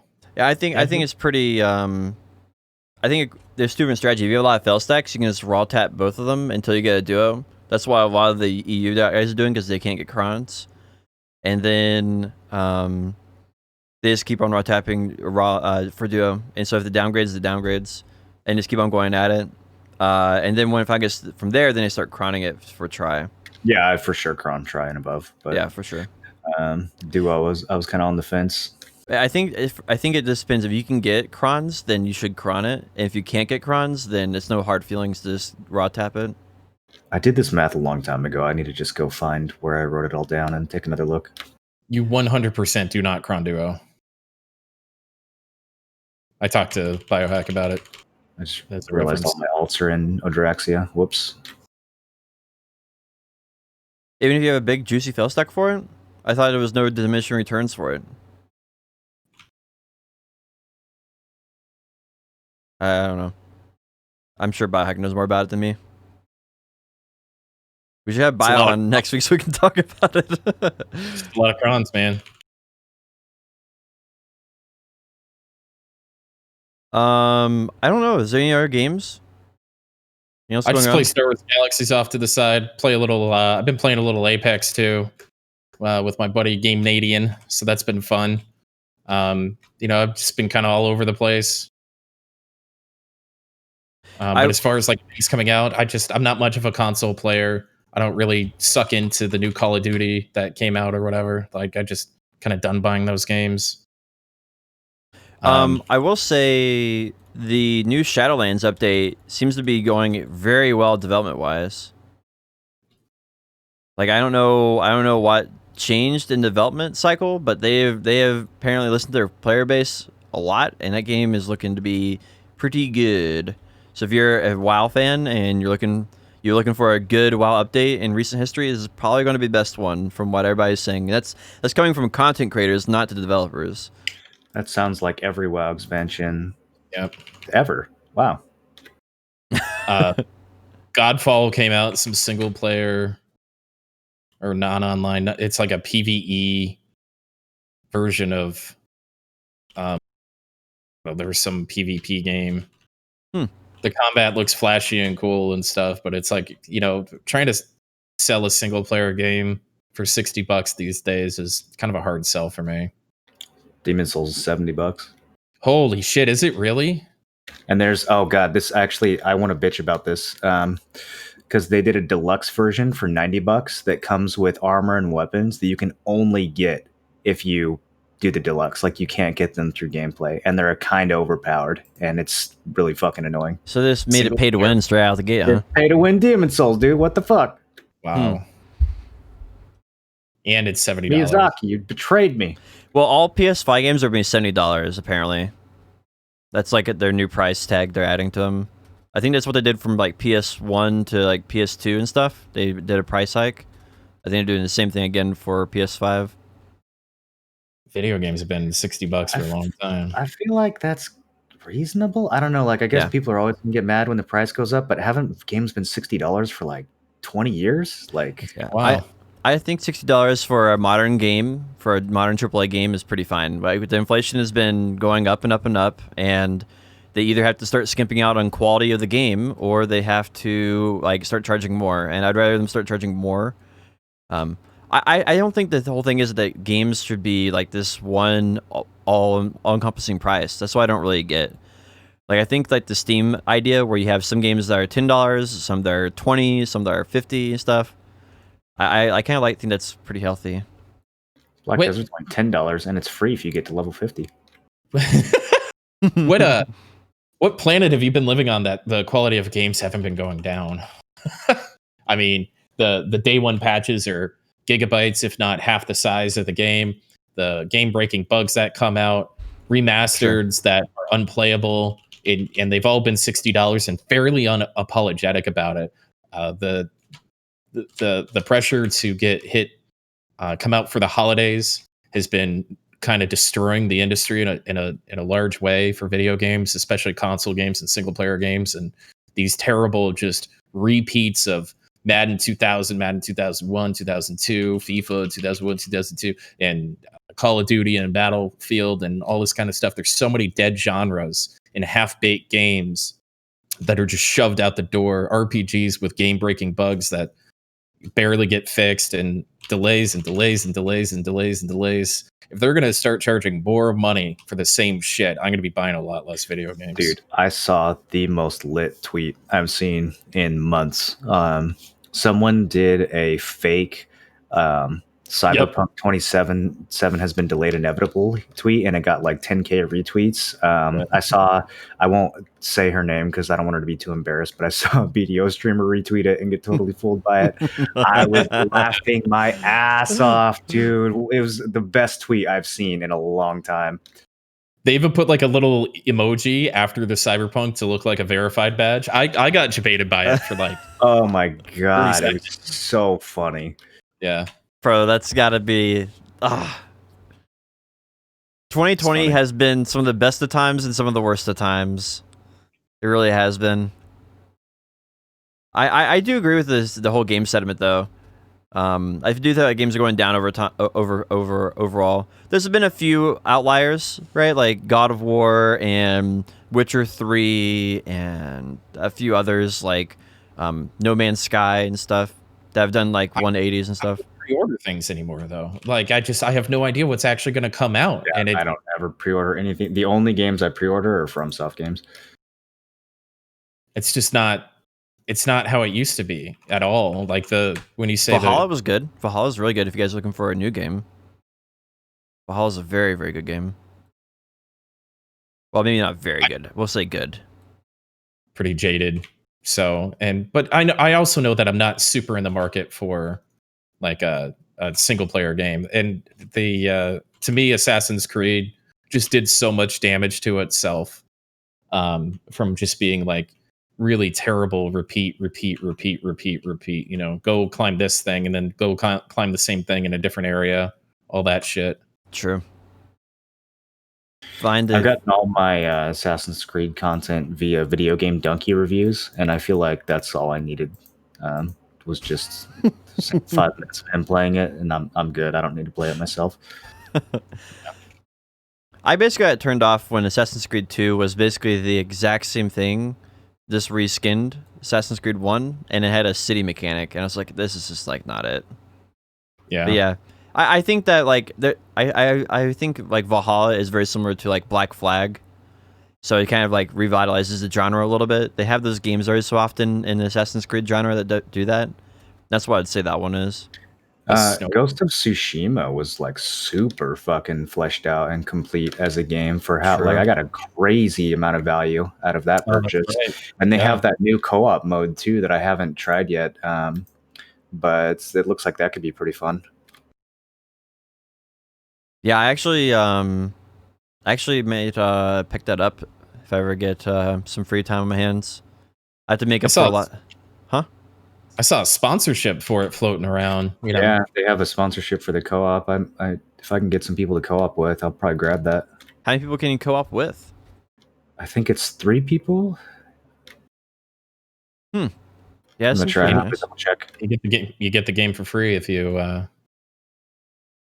take the sponsorship. So It seems like I got like the PS5. Can I download my old PS4 purchases onto my PS5 now? Yes, but there's some shenanigans with it. Also, some PS5s are getting bricked if you do an update incorrectly or something. So there's a lot of problems with it. I don't know all the details. I haven't been keeping up. It's a mess. I don't know. There's also a lot of like fake news about the new consoles too. People blowing vape into their Xboxes and shit. So I'm gonna take all that with a grain of salt. I'm sure people have actually done that though. That was such a good tweet. I can't believe we actually have to say this. Please don't blow vape smoke into your Xbox. I like that. I don't know. The console war thing is so stupid, you know. And people, it has shades of like politics, right? Like people who play, you know, PlayStation over Xbox are evil or something. Like, I don't know. Well, I mean, they are. It's true. The Game Pass is actually one of the best deals I think I've ever seen. You can literally play all the games that you want to play at the same price. It's just insane. I think the best part about the new consoles is the fact that you can float a ping pong ball above your Xbox. What's the new Xbox even called? Series X. Is that really what it's called? They have really bad names, yeah. They just call everything X?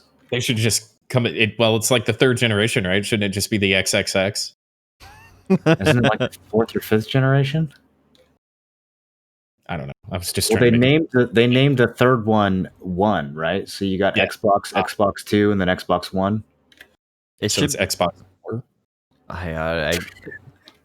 Is that what they won't do it? Because it'd be PlayStation 5 and Xbox 4. And then they just tacked another X onto the Xbox One. So you had the Xbox One X, and then like now the new one is also just X. Oh, I know why they're doing the X, because it's Windows 10, and so they want to keep the 10 synonymous on both platforms because they both use Windows 10 as their core platform. It also has always started with the letter X. Yeah, they actually use Windows 10 as like their core operating system for it. Microsoft uses Windows for their operating system on their gaming console. Mm-hmm. It's like the underlying base code or something. I don't know all the details of it. That's why that's why they're probably going with the 10. I don't think they have Windows 10 on the Xbox. It's not Windows 10. It's the kernel of the system. Like the base code is Windows. Do you think they planned this out when they made the first Xbox 20 years ago, that this Xbox would also be called X because Windows X would be out at the time that they released it? Definitely. Yeah, I think so. They're a huge market. They're a huge company with probably $1 billion marketing fund. I could see that. I don't know. What we're seeing right now from Microsoft is marketing at its peak performance. I'm excited for the Windows XX update along with the Xbox XX. I'm excited for the second version of Windows 10, Windows 10.10. They skipped Windows 9, right? So is this really truly Windows 10, or is is Windows 11 actually going to be Windows X? Well, the idea is they wanted to call it Windows 10 so that they could just have it the same forever and it'd be the final version. And Windows 10 is what they used to run on their phones too because of that. And it would be one thing for everything. They can't be Windows X because OS X, right? Are they still on OS X for Apple? Oh man, that's a good question. I don't associate with people who use Apple desktops, so. Yeah, I cut all those people out of my life years ago. It was the drooling that really I just couldn't handle. One thing I've actually heard of people are doing to have Apple computers is they actually get NVIDIA streaming stuff. Yeah. And they actually use that to actually play Windows games. Yeah. That should be illegal. Should we wrap this up? Yeah, we probably should wrap it up. All right, everybody. This was the illustrious episode 25 of Nerds and Words. Thank you guys so much. If you're watching on Potion Shop's YouTube, listening to us on Spotify, it's been a lot of fun. I'm happy to be back. Sorry, somebody's using my soundboard. There's a mating call going in the background. Moreland, what do you got going on for content on your stream this week? I'm going to be obsessing over Demon Souls nonstop. I'm trying not to play too much so that like people who actually want to see the run can see it without, having to stay up till 4 a.m. So, but I'm still going to be playing a shitload of it. And then, other than that, I just got this Fallen God, so I got to enhance that sometime this week, maybe Wednesday. And then some EverQuest with the boys, and who knows? We'll see what else. Cool. How about you, my friend? What's going on with you this week, Potion? You gonna keep playing Destiny? You gonna get back on that Black Desert? You gonna stream? I probably have to stream a little bit. I mean, it is my job, but I'm really enjoying my Destiny right now. So people were saying that you got banned with me is like how we like it was in your Discord too.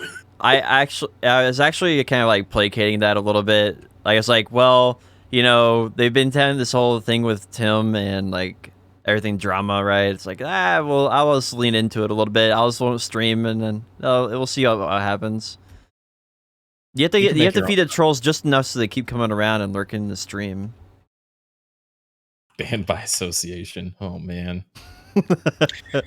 One other thing, I really want to stream some more Project Winter. So if anyone, not as many people have it because it's more expensive than Among Us. They really need to reduce the price on it. But if we can get a Project Winter lobby this week, that would be super fun because we really enjoyed the DLC for that game. It was we played the base game and had fun, but then the DLC is like on another level. It's way better designed than the base game. So if we can start getting some consistent Project Winter lobbies, that would be like a really fun once a week thing. I spent $22 on it. I'm good for it. Sweet. Ready to go.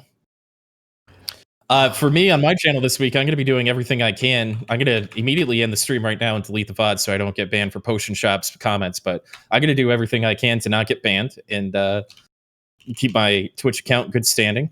I'm in the middle of a 24-hour stream to celebrate turning 33 and 2 years of being partnered on Twitch. So doing my absolute best to stay awake for 24 hours. I think I have a good chance of getting through it, but I do have a tendency of failing these things. But stop on by and, if you got questions about what's been going on with me, I've made YouTube videos and I'm always happy to have an open and friendly discussion about it as long as it doesn't get toxic and on either way.